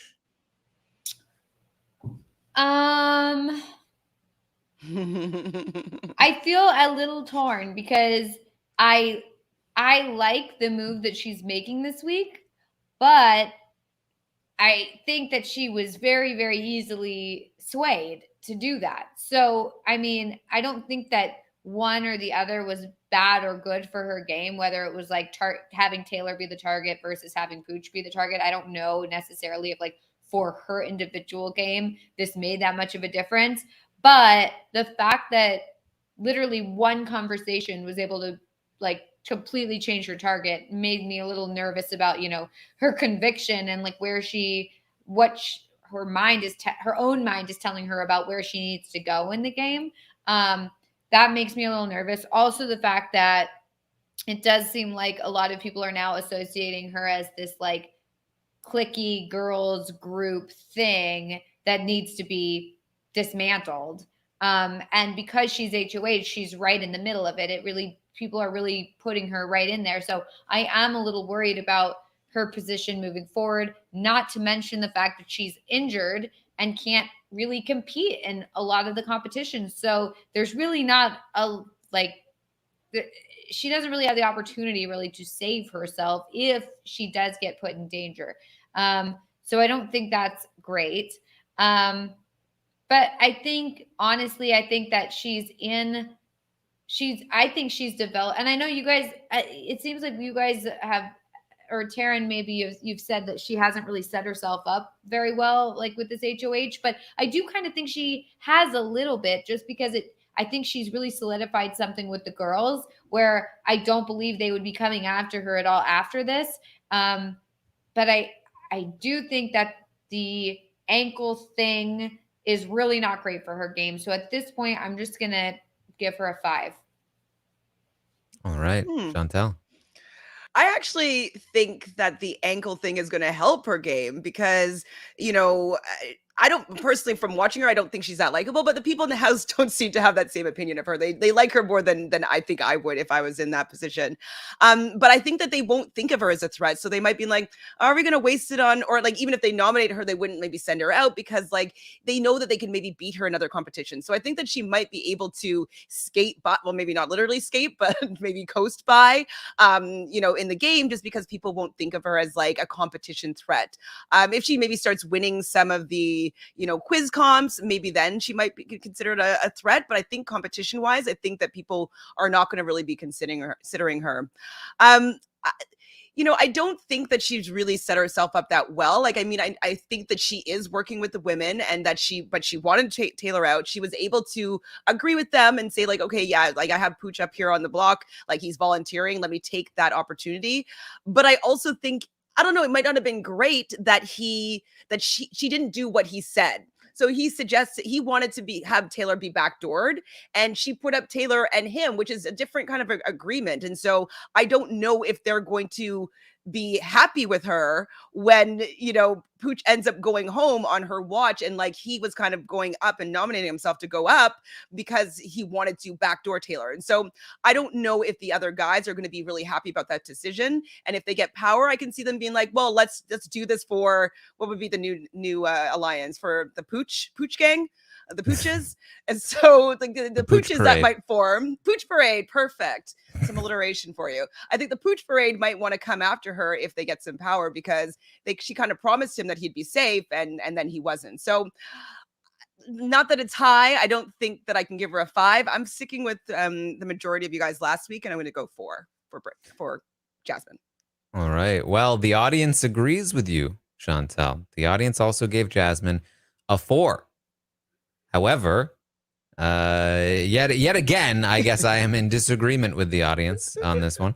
I also went with a 5, just because I do think she handled the HOH fine. It went pretty smoothly overall. I think that went it went pretty well. I also think that the ankle will help her. I think that there's very little chance Jasmine is leaving anytime soon, and she also now has this this HOH on her resume, which is a pretty good one, which means like even though she may get kind of dragged to the end if she continues to be injured, she at least does have some things to talk about that she did. We can't forget that Christmas did come kind of close to winning Big Brother 19. Being there is not something to be underestimated. And there's a pretty good chance that she may just be there, just from the crutches alone, from the scooter alone. So that's honestly something I think she's got going for her. She's also has, as Melissa mentioned, been included in a couple of things now, strengthened some of the relationships she has with the women, and also this new group that's kind of formed with Daniel and them. So she does have some more options now, but we will have to see. I don't have a lot of faith in her game-wise, but she's a good liar, and she's pretty well positioned at this point. So it's a 5 from me. All right. Let's talk about Joseph. Chantele, how do you feel about Joseph? Oh, I didn't write down Joseph's name. Oh, yes, I did. Okay. So Joseph is an interesting one for me because it seems like he's really well liked in the house, but it doesn't seem like he knows what's going on in the house at all. It seems like people are kind of tipping him off, but he's not really believing that information or like, pulling on that thread to maybe find out more. And so like he kind of might get blindsided with what's going on with his bromance, his guy. And so I think that that's kind of shows me that he doesn't really know this game very well, and that he's definitely not going to be putting himself in a better position for the weeks to come. I don't know how he's going to react and retaliate if Pooch is the one that ends up leaving.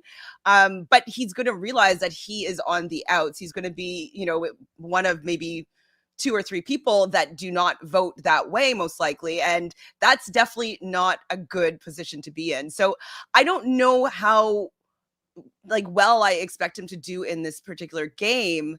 So I think I'm going to give him a 4. All right. The audience agrees. The audience also gave Joseph a 4. The audience fond of the 4s. They like these 4s. And I have to say that I agree. I agree with the audience. I agree with you. I think that I think a 4 is about right. His position is not great. His social game has improved. His strategic game, I think, has also improved. But his position has dramatically gone down. I mean, he was again an option for being targeted this week. If he or a couple of his allies don't win, I think he is in prime position to potentially be sent home. And he hasn't really made progress, even though I think I have a higher opinion of his strategic acumen and his social ability. He hasn't really done much with it yet. And so I think that we are still in a position right now where Joseph has a long way to go before he reaches a safe spot. So it's a 4 from me as well. Melissa, what are your thoughts?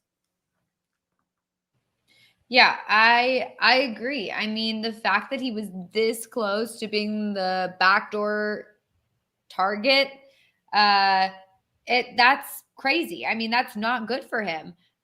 So I'm concerned for him moving forward, especially because he's losing one of his closest allies. And it did appear that Indy, who was very much on his side and was very much fighting for him when he could have potentially been the target, now she seems to not really trust him anymore, and isn't really, all that keen on him. I mean, maybe that'll change, but right now she doesn't seem to be. So that's not great for him either. So he's really losing a lot this week.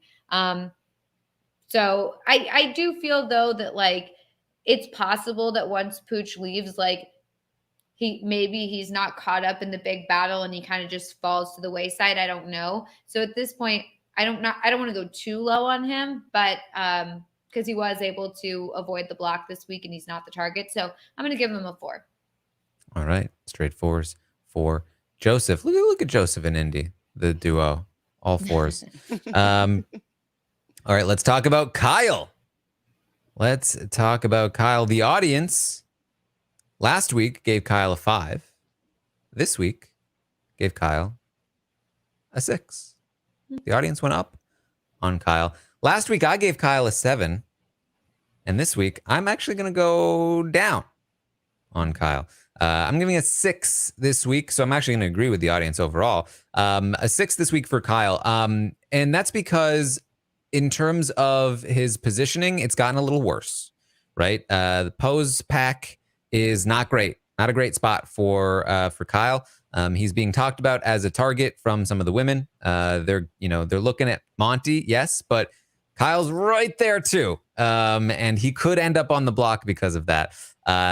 This connection to Alyssa is much more likely to backfire on Kyle than it is on Alyssa if it backfires. And also, my faith in him in the game is strategically is not quite as high as it was, or at least my hopes were last week. I think that he came into this week and initially was like, yeah, let's just take out Pooch. And then when he kind of like finally found out that Pooch was actually pretty good for his game, he was like, oh, never mind. Let's please not take out Pooch. He wasn't as bad as Monty, but he definitely damaged his game a bit when he was trying to keep Pooch around. And he continues to do so. He is losing this battle, and he is on the wrong side of this, of like what people want this week. And so, I don't love that from Kyle. Now, he does still have a few saving graces. One is his relationship with Michael, which could come in hugely handy for Kyle. But I also don't think that Michael's going to invest a ton into the Kyle basket because he's got plenty of other options. And as I said, he's still not like a primary target for a lot of the women in the house. I think he's probably fine. Short-term safety, I think, is probably okay. There are bigger targets, but he could end up as a casualty, especially with a duo twist that kind of like expands the target list a little bit. And then long-term prospects, I think, are great. I think he's still pretty well respected. People like him. He's probably going to be good at comps. And he does have the allies that he would need to create some kind of structure if he gets the ability to. And then this week, I didn't love his gameplay. I think just like a little bit down on his gameplay this week, especially compared to last week. So overall, it's a 6 from me. Melissa, what do you think? Yeah, I think I was feeling really good about him initially at the beginning of the week when, like you said, they proposed the pooch plan, and he was like, all right, let's do it, whatever you guys want.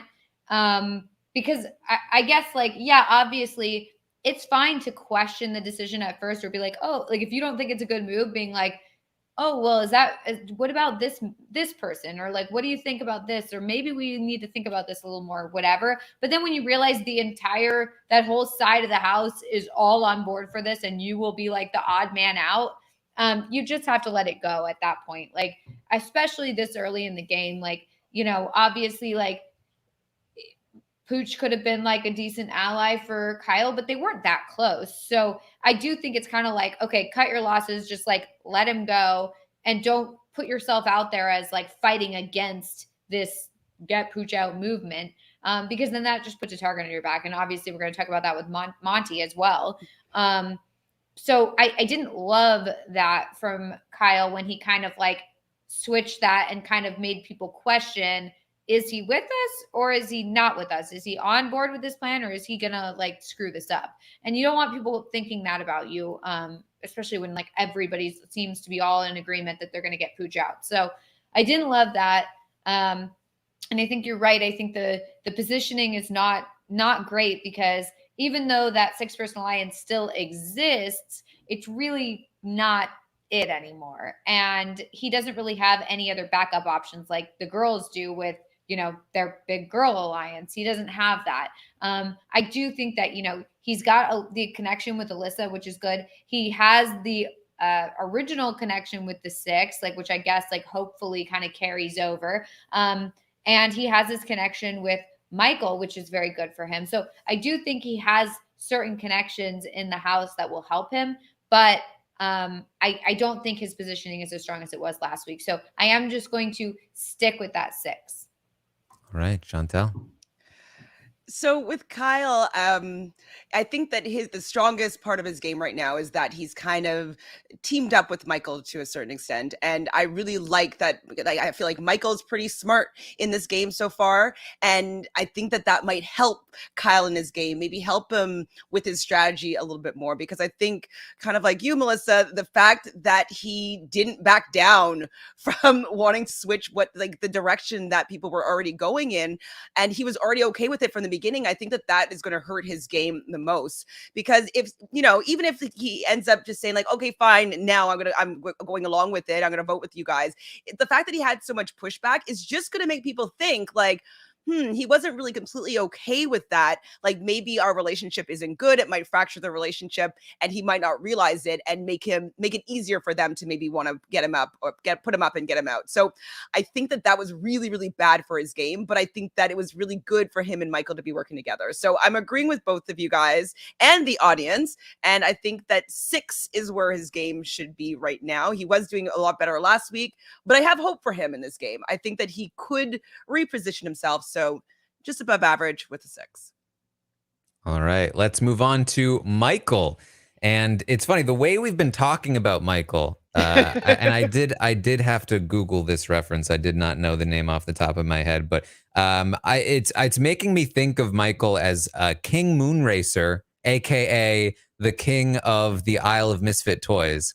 Like Michael is kind of he's taking in, he's like he's the salvation for all of these people's games who would otherwise be a little bit in trouble, like Brittany, like Kyle, even Taylor, I'm sure. Like Michael is the one person who has power. Like he's like an independent power. If this were like Game of Thrones, Michael, I think, would be like Dorne. Like he's kind of like doing his own thing, and he'll kind of figure things out, right? Because he's won these 2 vetoes, and so people do have this respect for him, and he's willing to go in his own direction. So it's interesting. So last week I gave Michael a 7. This week I was torn. I definitely have considered the 8. I think that he's definitely getting my highest rating of the night. The key for me is like, one, I still am unsure about this veto win. I think it definitely has helped him in some ways and could potentially hurt him in the future in other ways. I also really like the way that he's been navigating the two sides, or the multiple sides. Everybody feels like he is with them, and I think that's a very powerful place to be. I'm not sure enough about what his long-term plans are to know, like, that if I really want to like lock down an 8 for me, because the people that he is trying to work with, like Taylor, Taylor's pretty dedicated to the women right now, and obviously it would be great if he could pull Taylor in, and I think he might be able to, but it's not quite locked in yet, and she might be a little too loyal to the women at the moment. He's got Brittany, who is like a walking liability when it comes to allies. He's got Kyle, which is great, but Kyle's also a little bit dangerous, like not really like somebody you really want to bring like super long term. And so, he also wants to kind of bring Indy along as far as he can, but obviously he doesn't like have the best, pull there. And so I like where Michael is now. I feel like he's in a very solid spot. For me, I think I have to stick with the 7. I think that he is the best positioned. I like what he's doing.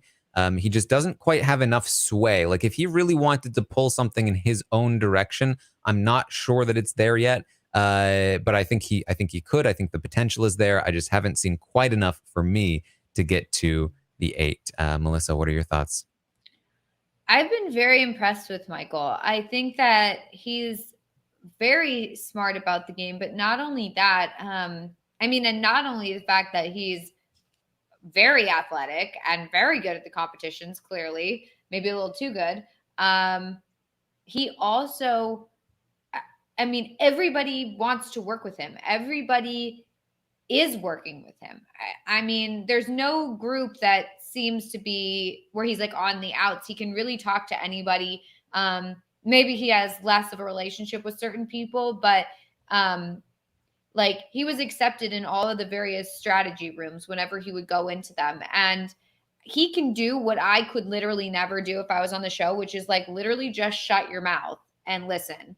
And he's doing that excellently. He makes everybody think he's on their side. He just like kind of nods his head and listens to what they say and takes in the information and doesn't, spew everything out to everybody around him. He's very reserved with what he shares. And I think that makes a really good player, and he's in a very good spot. So I'm a little worried because the fact that he's won so many competitions kind of puts a target on his back. But so far it does seem like people have other concerns over Michael first. So, maybe he can kind of tone back a little bit and sit there, but it shows that he can win when he needs to. So, yeah, honestly, I've been very impressed with him. I think that I also feel like I have faith that he will do the right thing strategically. So I think like if he gets himself in a bad situation, I think he has what it takes to get himself out of it. So yeah, honestly, I'm going to give him an 8. There you go. All right, Chantele. I really like Michael and I'm rooting for him. I think the most in this game right now. I like the fact that, he didn't allow himself to be the first boot, or like he was on the block, but he took himself off. And like, I love that he was like, what would Janelle do? She would win the veto. Like, I kind of like that he's a fan in that way. And he did what it took for him to get off the block. And so I like that. And it might just, that whole week might just be bleeding into this week, because I just want him to do well. And I just expect him to do well and play the game in a way that I'm going to enjoy.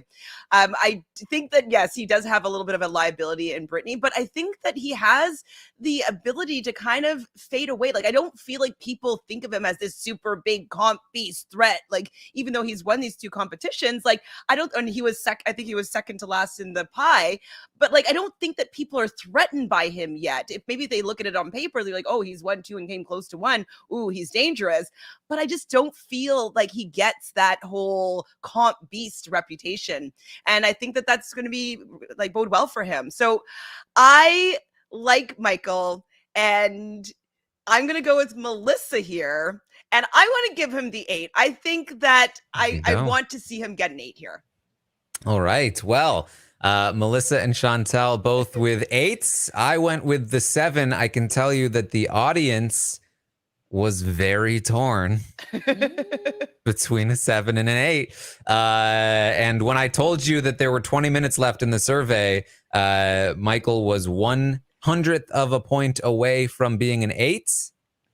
And then in those 20 minutes, he actually dropped 2/100ths of a point, and he stayed at the 7. But he'll still be an 8. But overall, yes, with Melissa and Chantele, he is going to land I like him. 8. There you go. I think you'll notice with my ratings here that like I'm not going too high or too low with a lot of people, and that's mostly because I just see so much uncertainty in the house right now. There's so many different directions that things could go in, and just primarily my concern with Michael is that he's kind of trying to form his own core, but if that doesn't like land, he doesn't really have a core, and I'm concerned about that moving forward, especially because he has won this veto. I think maybe he would have hit the 8 for me if he hadn't won the veto, but either way, I was definitely very close to the 8, and I think that he is definitely the top player of the week by a pretty decent margin. I would say all of these people that I did give 6s to were very low 6s. Like a 5.5, and Michael's like a 7.5. So, or 7.4, I should say. That's my thoughts on the Michael situation. Let's move on to Monty. Melissa, what are your thoughts on Monty? Not good. I just saw like an interesting take on Twitter, which is like the fact that he's one of the most stubborn, like stuck in his ways, sort of like dig your heels in type of player. He won't shut up about the Taylor stuff. He's like won't forget about the whole like thing. I mean, now that he like quote unquote knows the truth that like Taylor wasn't saying that Paloma was trying to, it was like all a misunderstanding or whatever. He still won't get over the fact that he thinks that she lied to him. Like even though he knows that that's not what happened, he still is obsessed with the fact that like Taylor lied to him earlier, which she didn't. So like he's constantly harping on that. And then when he found out about the pooch plan, he just wouldn't let it go. I mean, I totally get initially, you don't want him to go and he's in your other alliance or whatever. And so you kind of like say, hey, like maybe let's think of something else. But then when the tide has moved so far against you, you need to just shut up and go with it, or else that turns the target back on you. Now he's not in a great position with any of the girls. They all are concerned about him. He's a huge target moving forward. The girls are even talking about purposefully or hoping that Taylor wins HOH so she can target Monty. I mean, I think he's a huge target for people moving forward. And I see why. He's not a very good alliance member because he just basically tries to have it his way or nothing. And it's really not good. I honestly am very kind of surprised by his gameplay. I really didn't expect this from him going in, just based on his pregame interviews and also the way that he was, able to befriend everybody in the house. It really seemed like he had a great social game. Now I'm not so sure about his social game. He just was really forceful about, I want Taylor gone. I don't want Pooch to go. And it just was very off-putting for, Amira and Nicole, and they were just not having it. And I'm glad that they, stood up to him and just said no, we're not doing this. But at the same time, it's not good. So yeah, honestly, I definitely going to go down in my score. And now the question is, do I go down to a 4 or a 3? Because I honestly, I don't see him having a lot of allies moving forward. I think he could be an easy target to get out because, people might, even if they were not actively working against him, they might be if he ends up on the block somehow, it might be well, he's going to be hard to get out in the future. You might as well just get him out now. I guess we'll have to see, but right now I think I'll be nice, I guess, and give him a 4. All right, Chantele, what do you think? Monty, I think for me has been the most disappointing player this season so far. Just because like I was like, oh, hopefully he's gonna be a really great player. Like he seems really likable, he seems quite charming. And so I had high hopes that he was going to be all of that and then be really great strategically. I wanted to see him play well. And then all of last week happened. And I was like, I can't believe how wrong I was about this person.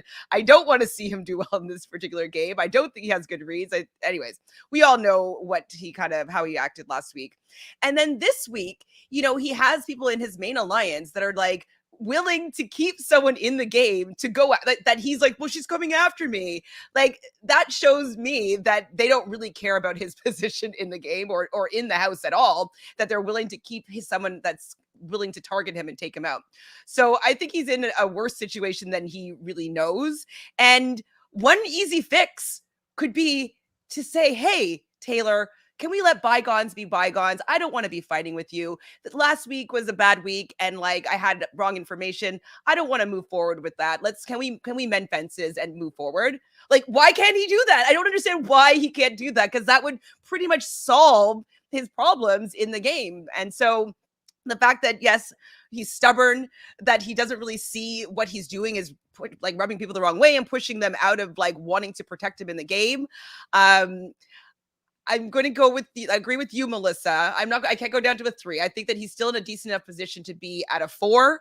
But I think that he could be gone pretty quickly because nobody really cares for him to stay in the game at this point. Maybe Kyle, maybe some of the guys. Yeah. But I don't think anybody that's going to have any real sway in the vote is going to really want to keep him if he's up there. So yeah, 4 for Monty. Yeah, well, the audience does agree with the 4. As do I. I mean, it's been a bad week for Monty between potentially being the person to bring Nicole into the alliance to then having his game dismantled by her. He is just in such a bad place, and he's really lost a lot of credibility in the house. And it's just so bad. Now, I do think that his social game is still very good. Or can be at the very least, if he gets back in. And I do think that like the reason it's a 4 and not a 3 for me is that I do feel like Monty winning HOH has the potential at least to shift things back into his favor. There's also a chance that he spends the week proselytizing about self-awareness and gets the biggest case of HOH-itis. But I think there's also a chance he turns things back around a little bit in his favor. Despite the fact that he is a target, he's not necessarily the target. There are plenty of other options out there. And so he may have some room to maneuver and get his way back into something, but definitely a very bad week for him. I mean, talk about taking a great spot and turning it into a terrible one, due largely to his own actions. So it's a 4 from me for Monty. Let's talk about Nicole. Chantele, how do you feel about Nicole? It's me. So there's a lot of things that I really like about Nicole and a lot of things that I'm still questioning about Nicole. I think that the things that I'm questioning about her is maybe her read on the situation with Taylor. I like the fact that she's not fully agreeing with it, but then she does a little bit of like agreeing and bashing a little bit with certain people. And so I'm not sure if that's just like kind of appeasing the group and wanting to not seem like a complete outlier and not wanting to kind of go with the flow with what everybody else is saying in the house. But I kind of just wish that she would stand up for Taylor a little bit more and just like, let's just get rid of all this Taylor bashing. Like it's not necessary and it's not part of the game. And so I wish that she would just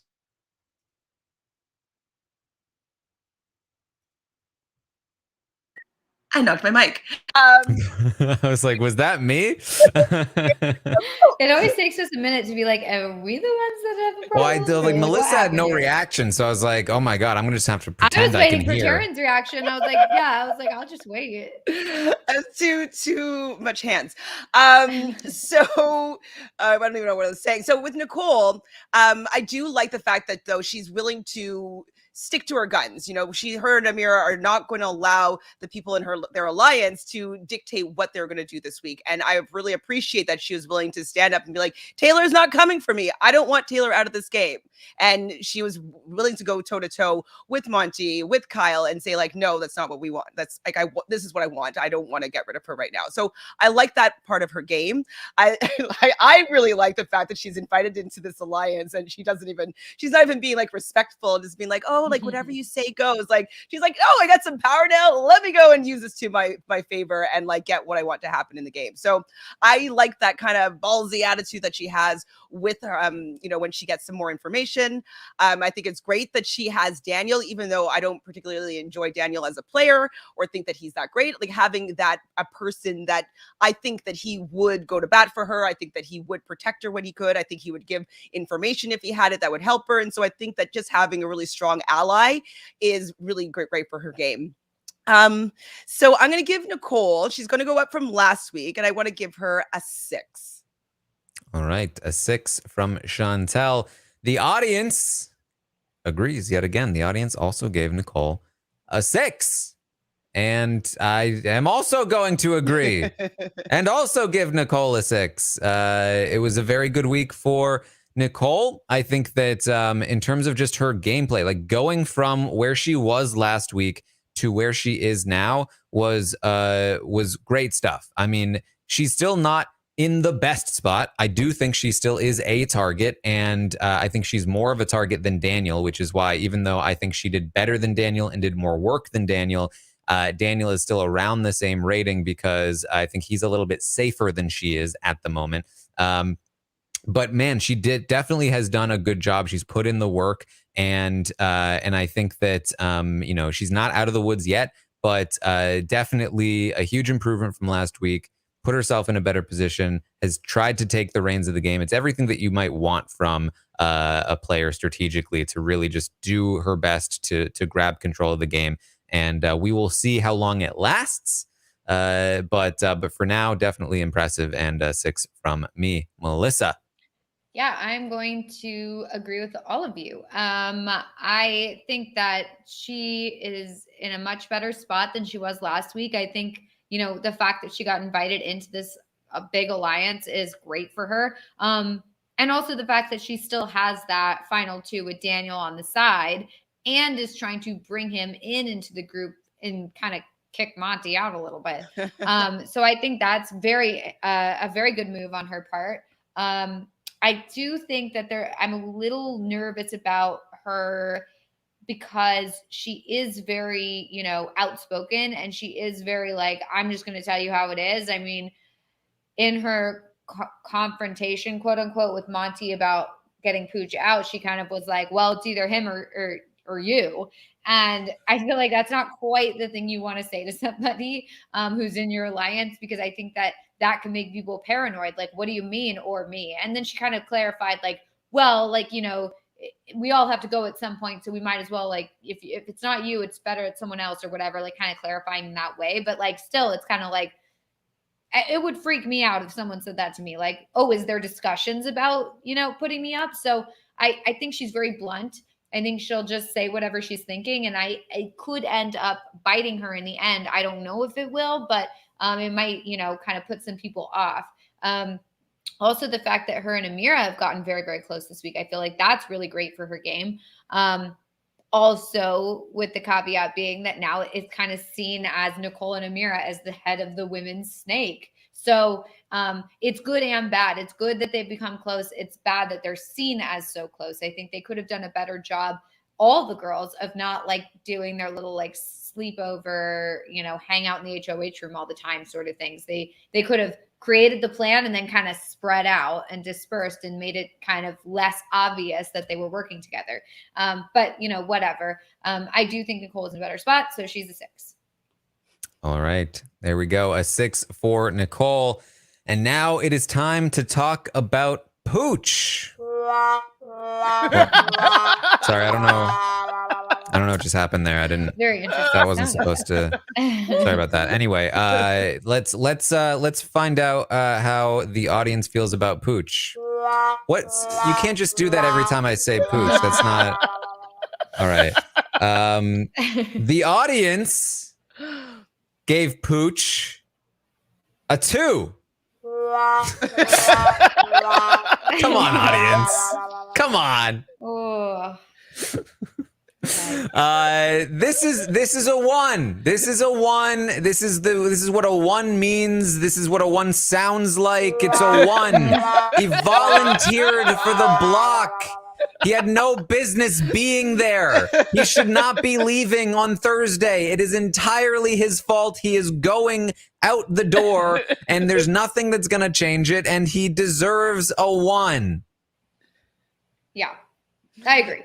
He's a 1 for me. He's a 1 from me. I wish I brought a paddle out or something, but yes, a 1. Honestly, like never like he winking to the camera, and I'm just like, why are you winking to the camera and like being like, like it could be a bad thing and it's been bad before, but it won't be bad this time. I'm just like, Pooch, come on, people are gonna take the shot if they have it. Like Taylor's not that much of a person that you have to get out that like you should feel at all confident at all. Right. It's terribly embarrassing. I'm very sorry for him. But he's going out and he does deserve the 1. He was so overly confident. He really honestly, like, he was, like you said, he was talking to the cameras, like saying how great of a move this was. And he was even like, look, I put my game on the line to get Taylor out. And it's like, but why? You didn't need to do that. You didn't need to do this. Like, it's just, it was very, misguided. And I think it stems from, he doesn't know the show all that well. I mean, I know he says he's watched a bunch of seasons and blah, blah, blah. But when you hear him talk about it, all his facts are wrong. He said that in BB7, like 9/11 happened, and that's not true. So like, it's just all wrong. It's all just like, it's like, I'm sure that his family watched it when he was a kid or something, but he doesn't actually remember it. He didn't revisit any of the seasons. Like, I'm sure like he also probably has watched some seasons after he got cast, but I don't think he's like a super fan where he like knows the game. And like, even though he's watched some old seasons, like, I don't think he knows them. I don't know. Maybe I'm just making this up, but I do think that like he doesn't know the game because this is not the time. This is not the situation to volunteer to go on the block as a pawn. It's not. I mean, I don't think you ever should, but I think like, I understand there are certain circumstances where like the only way to get someone out is to put 2 people on the block. And if it has to be you, it has to be you or whatever. But like, that's not what happened here. He wasn't even on their radar. He wasn't even a thought until he put it in their minds. And like they've been saying all week, he offered himself up on a silver platter and they have to take the shot. They'd be stupid not to. And this is all his doing. It wasn't like, oh, maybe we can convince Pooch to like go up as a pawn, but actually he's the target, or like maybe, we're going to tell him he's the pawn and all this stuff. It was not their idea at all. He just volunteered it out of nowhere. So this is all him. He's a 1. It's not good for him. And I think he's very much starting to realize that it's not looking good for him this week. Mm-hmm. All right. Well, that's enough about Pooch. So let's. All right. Next up, let's talk about Taylor. Last week, we gave Taylor a 3. And I think I said I probably would have given her a 4 if not for the fact that she was on the block and if not for the twist might be sent home. Now, I think that we can agree that even if the eviction had gone through, she probably would have stayed because of the twist. But she also would have been voted out. So you've got that. So this week, she's on the block again. I think much more likely to stay this time. And things are kind of looking up in terms of her being evicted. And maybe the start of getting into some groups, making some relationships. Still a long way to go for Taylor before she becomes a player that is like really in contention here, that is not just going to be used as a pawn and as somebody that is expendable. But I do think that we have seen some improvement here for Taylor, and I would give her a 4 this week. Melissa? Yeah, I agree. I totally agree. I think that like I would love to give her a higher score, but I do think there's still some potential snags that could come into play. I think like there's a lot of talk of like we can use her. We can, keep her around. But then at the same time, there was a lot of talk of like, well, she could be an easy target. She could be she could be an easy pawn. Like we could have her on the block all the time. Like it's like, it doesn't seem to be like they understand that she has any agency in this. It's like, well, we could use her. We could do this with her. But no one really has talked about like, aside from like maybe Brittany and Michael has talked about like, we can work with her.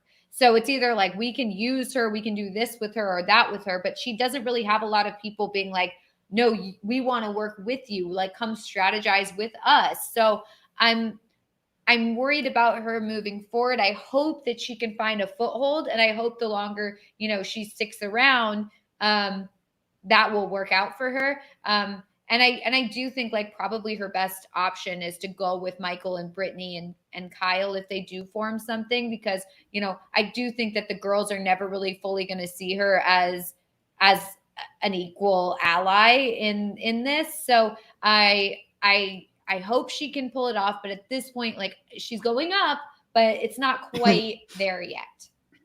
All right, Chantele. So obviously I'm rooting for Taylor. I think that the start of her game has been pretty unfortunate. And like, it's really hard, I think, for her to understand how to play this game, because she's playing not even from the bottom. Like she's like in the ground, like she's playing inside. It's such a deficit with what's going on. Like she has no real social capital. Nobody really wants to fully work with her. They're willing to use her, but they're also willing to get rid of her as well. And so it's just really frustrating that it's going to take her a long time for her to be able to be a real player in the game.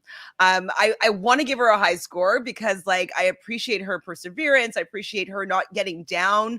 Like if I was in that house and the way that people were treating me that first week, like we did see her break down a couple of times, but I think I'd be pretty upset. She's Miss Congeniality. Like, how's Miss Congeniality being crying over because people don't like her and she's not getting along with people? So I do appreciate the fact that she has perseverance and that she wants to be there and she wants to, push through. I'm hoping that she decides she wants to win head of household, because if she does win, I think that is going to be the way that she's going to be able to change her fate in this game.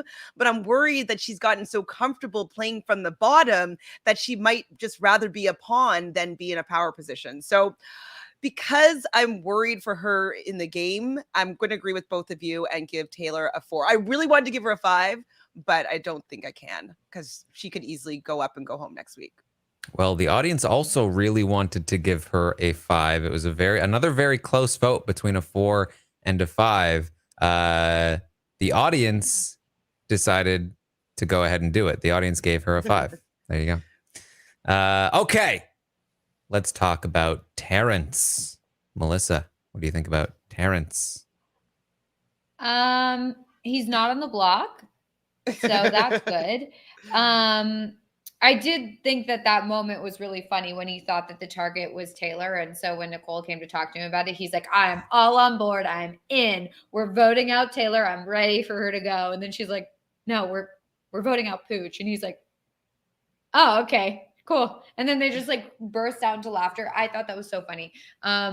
It's just like, it accurately shows like where he is in the house. Like he's like the last to know. At least he knows. Like at least they told him. So I guess that's good. But at the same time, like he's not really in on anything. Like, and I can absolutely see him being a pawn in the future. He's been on the block before. It'd be easy to put him up again. So I do think he's in a better spot than he was last week. But I really don't think he's in a good spot. So I'm gonna give him a 4. All right, Chantele. I'm kind of disappointed in Terrance. I mean, yeah, it's great that he's not on the block this week, but like, I don't know, the fact that he's still kind of bashing Taylor, still wants her to go. I'm like, I still don't understand why, from his perspective, why that would be good for his game. I forgot about him because when you said like Terrance is next, I was like, who's Terrance? Like, I actually for a second didn't remember who Terrance was, and that kind of shows me that he's not really doing that much in the game. He's not really involved in the game chats. He's not like, I don't picture him like I can't see his path to the end. I don't know who he's going to work with. I don't even really know who he would probably put up. I guess Taylor and maybe Indy. Like I have no idea who he would put up. And so I think that if I don't know and like I watch him all the time, I think that his house guests probably don't know and probably were just like, I don't know where he stands, so it'd be easy to lose him. So I think 4 is too high, Melissa. I'm going with a 3 for Terrence. All right. The audience agrees with Chantele. The audience gave Terrence a 3. And man, I think looking at Terrence last week, he was on the block and he was in, I think, a worse position. And I gave him a 3, which did incline me make me think that maybe I should go up to a 4 for Terrence this week. But it's not like he's really done a ton this week to warrant this. And if I look at my other 4s, I think all of them have more win equity than Terrence does at the moment. So I think I also have to go with the 3 here for Terrence. Like I said, I don't think his position is as bad as it was before. But even though he's now been included in some groups, he still is not involved in those groups. He's not talking game with those groups. He's not strategizing. He's not planning. He's not really doing much there. Now, I think he's likable. I think if he made it to the end, maybe he would have a chance. I think there's still some potential here for Terrence long term, but and I think he probably will be around for a little while. But as per usual, he is just kind of on the outside here as the quote unquote older house guest, and it's not a great spot for him at this time. So let's finally talk about Turner. Chantele. At this point, like the most interesting part for me about Turner is like Turner and Pooch. Like I think that's a witty name. R.I.P. Yeah, it's over. It's most likely going to be over. I mean, with him as well, I really haven't seen him play that much. He's kind of an afterthought when I think what's going on strategically. Like he doesn't know what's going on in the game. Nobody seems to want to be bringing him in. He's attached to the person that's going home. I don't think he really even knows that that's what's going to happen. He's definitely going to be left out and probably vote incorrectly. And all of that is terrible. And it just would allow him to be an easy target for a majority of the House next week. So I don't think he gets the sad trombone music, but pretty close. From me, he's getting a 2 because I do not see any strategic bones in this man so far. And I don't see his path to the end as of yet. All right. Well, the audience isn't quite so low on Turner, but they did give him a 3, which I am inclined to agree with from the audience. I think that he's definitely a big target heading into next week. He's definitely not doing much at all. But I would say, unlike Terrence, he does actively strategize and talk game with his allies a bit more. Now, Terrence, I would say Terrence, when he talks game, is more just like agreeing with people and or kind of talking smack occasionally. Whereas, Turner is involved in discussions and he does have connections with the guys. And if the guys, are really wanting to keep Pooch, they definitely aren't going to want to drop Turner anytime soon. And I think that with Pooch gone, we may see a different Turner, one that has to branch out a little more. I'm not optimistic about his social ability at this point. So again, it's still a 3, which is pretty low, but not quite down to a 2 yet, especially because the talk about targeting Turner has died down a little bit as Brittany's target has gone up and Indy and all of these people, right? So I think that he may not be the chalk pick for target next week. Melissa, what are your thoughts? I agree. I think that this is really not a good week for him because he's losing his number 1 ally. However, I hope that this is like the kick in the pants that he needs to kind of branch out and actually start doing some work in the House. I hope that's the case. I don't know. Because also like there is like the looming element of everybody saying like, well, we'll get Turner out next week. So like, I don't know if that'll change, if he'll be able to turn that around, but there is discussion on that. So it's not like, oh, well, it's not like a showman's where that person then falls off the radar and then people forget about it. It could end up that way, but it does seem like people still are like, oh, an easy target. We'll get Turner out next. So we'll see what happens with that. I do feel like I I'm giving like a Taylor style confessional here, but like I like his voice.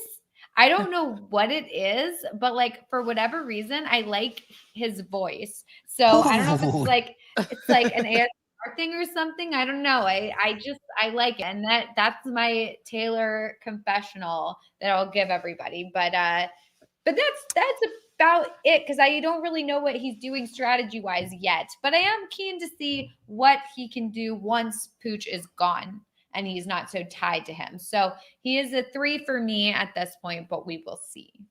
You heard it here first. Melissa has a crush on Turner. Let's not go too far When comes at the heavy all. petting? Please, God, no. Extra Let's large not go that far. condoms. Let's just, oh God.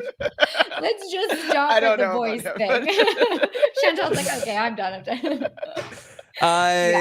He's a YouTuber. He's got YouTube voice. Maybe that might be what it is. I don't know. Yeah. So. All right. Wow, the chat is. You're never gonna live this down, Melissa. The chat is hating on me. I can't wait for Taran to find a clip now. Yeah, Corey says, good thing he doesn't have glasses. Yeah. Oh my gosh. Yeah. Please. Yeah. Put those all right. glasses on and wow. That's the glasses, the voice. It would be No. done. All I'm saying is the voice, guys. That's it. I'm so happy this happened. Now I'm gonna have like that Taylor regret where I'm just like, oh my God, what did I just do? What did I just do? Post podcast regret. What did I say? Why? Okay, that's the stock watch for the week. I hope you all enjoyed. I hope you all agreed, or if you didn't agree, I hope that you're okay and that you're doing fine and that your health isn't suffering or anything like that. We'll check out the leaderboard in just a second if we can once it updates to see what happened, but we can reveal what we have done. Chantele, did you make any picks this week? I totally forgot, and so I'm sad that I didn't get some of these players a little cheaper. So I will be playing after this, but I did forget to do it last week. I'm sorry. All right, Melissa, what did you do? I believe I bought Kyle and Alyssa, I think. Kyle and Alyssa. Okay, so Kyle will have made you a little bit of money, and Alyssa will have made you a bit of money. Nice. There you go. I also actually decided to do because I very nearly forgot. And so Wow. I ran to the computer with a couple of minutes left and went initially all in on Kyle. And then was like, and I decided to take half of it out and put half of it on Michael. Michael was the best buy of the week, I believe. So we will see what that does for me. Only half in on Michael, though. We will see. I think we don't quite have a leaderboard yet, but we'll see if it ends up coming up. We first week of the stock watch, we may not have the leaderboard ready for now, but we will see. Anything else that we should bring up before we wrap up the podcast? Anything else to say, Melissa? Not particularly. I think, I've been very pleased to see that it's only week 2 and people are really there to play. I appreciate that fact because a lot of the times it's very, very easy in the first couple of weeks to kind of just go with the flow, go with the house. There's always kind of a direction people are tending to go in, and it's usually whoever's kind of on the outs. And then they just decide, you know what, let's go ahead and just get that person out. It's very easy. They don't have any allies. So why not? And I very much appreciate the fact that that's really not the way this has been going. I do think it would have been a very easy week for them to just have Taylor leave. I don't think it would have been the smart decision, but I think it would have been an easy thing to do. And I do appreciate that they're like, yeah, we're not going to do the easy thing. We want to go hard and we want to get the people out. And I like the fact that the girls all recognize that they have the numbers now and they won't necessarily have those numbers later. And I feel like we've been saying this all along is now's the time. Yesterday was the time to get the very big threats out, like the heavy hitter guys, you know? And if you wait too long saying, well, I don't want to make a big move yet. I'm not ready to make a big move yet. Eventually you won't be able to make that move. So the idea that they're all kind of like, we need to do stuff now, it's very appealing to me. And I'm very excited to see where this goes. All right, Chantele, any final thoughts? My final thought is that I'm surprised that I'm interested in the twist.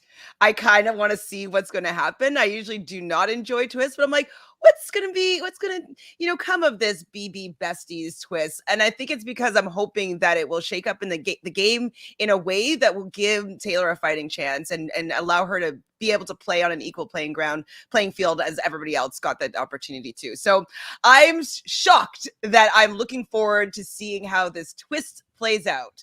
That's where I stand.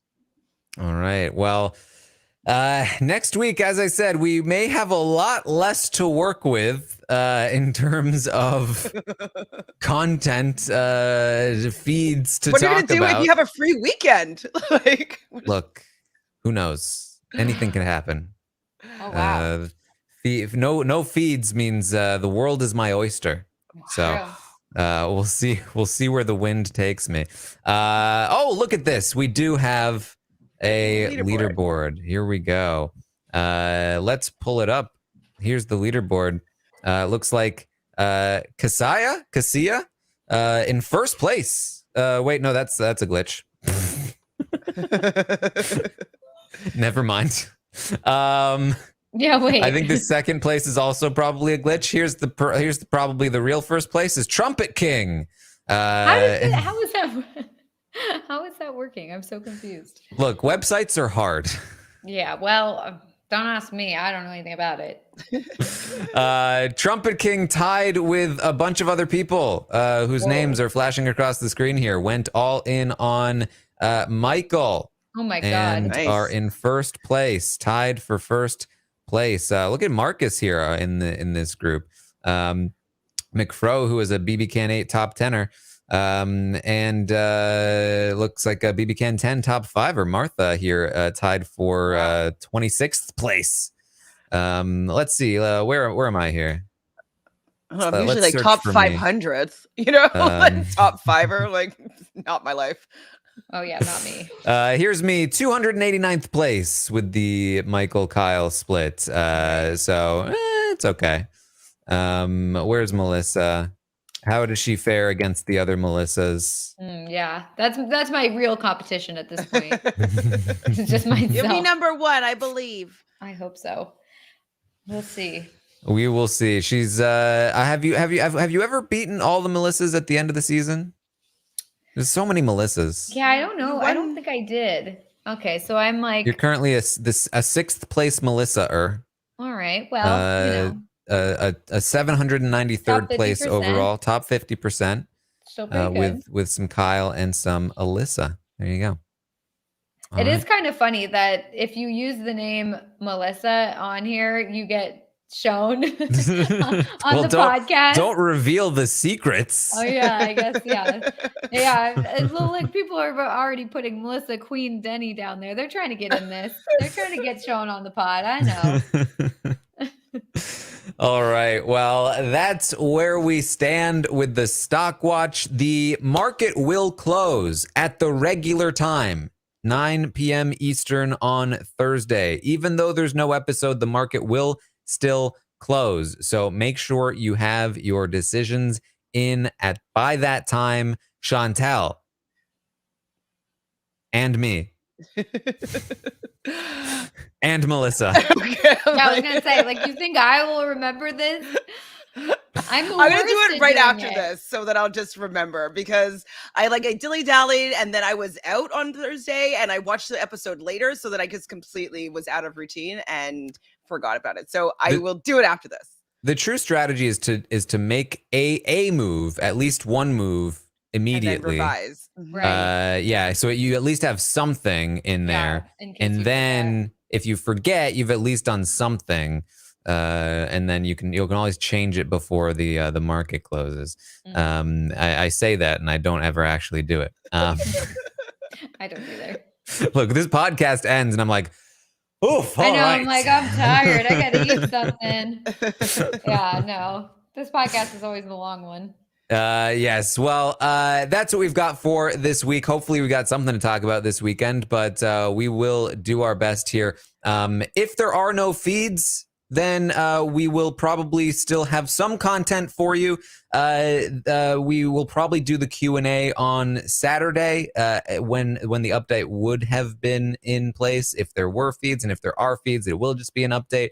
We'll keep you informed as the week progresses and we get more information about the situation. But everything, just stick around, stay tuned. We'll keep you updated with the update situation and all of that. So check all of that out. Find me over on Twitch, twitch.tv/Taran Armstrong. Just before this podcast, I did a quick little stream playing a game called Stray, where you play I heard as of a this kitten. game. I Yes. think I might like this game. I think you might like it. Look, it yeah. was basically made specifically for me. You play as a kitten in a world of robots. Oh, Wow. That is for you. Yes. I it was was asking awesome. my brother about this game today because I heard about it and I was like, that sounds cute.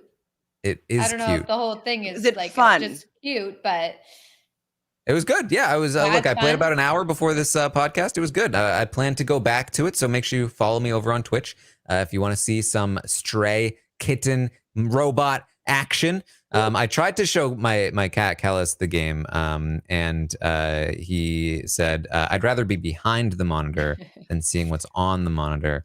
But I've someday, already seen videos of like cats being like, or dogs being like, what's the deal with this? Like as their person's playing it, like, yeah. I'm very intrigued by this game, and I'm not usually intrigued by video games. So, well, there you go. And of course, I'll be watching the Big Brother episodes live with all of you over on Twitch as well. Having fun over there with that. You can also find the Among Us videos that I've been posting on YouTube of the games we've been playing weekly. Some good ones have been coming out. Some fun stuff. Classically, Kirsten called me that Aries mother. That one came out recently. So you can check that out over on my YouTube channel. That's what I got. Chantele, what are you up to? So you can, find me on social media at ShanFriendFriend on Instagram, which has all my socials, or on YouTube at Reality Realist with 3 S's. But something fun that I'm going to be doing tomorrow with Sarah from Nerdtainment at 3 p.m. Eastern is we're going to go through all the astrology, and I'm going to pull some tarot cards for each of the house guests to see what the cards say and if there's any sort of tells with their astrological makeup as to how they're going to do in this game. So tune into that if you're interested in that. Maybe would give some good stock watch advice. It could. There you go. I'm adding it in. All right. And of course, you can find Melissa at It's Melissa with 3 A's. If you've got a voice like Turner's, just be careful. Ooh. yeah, watch out. You better watch out. That's what we have. Thank you all so much for joining us here today. And we will see all of you next time.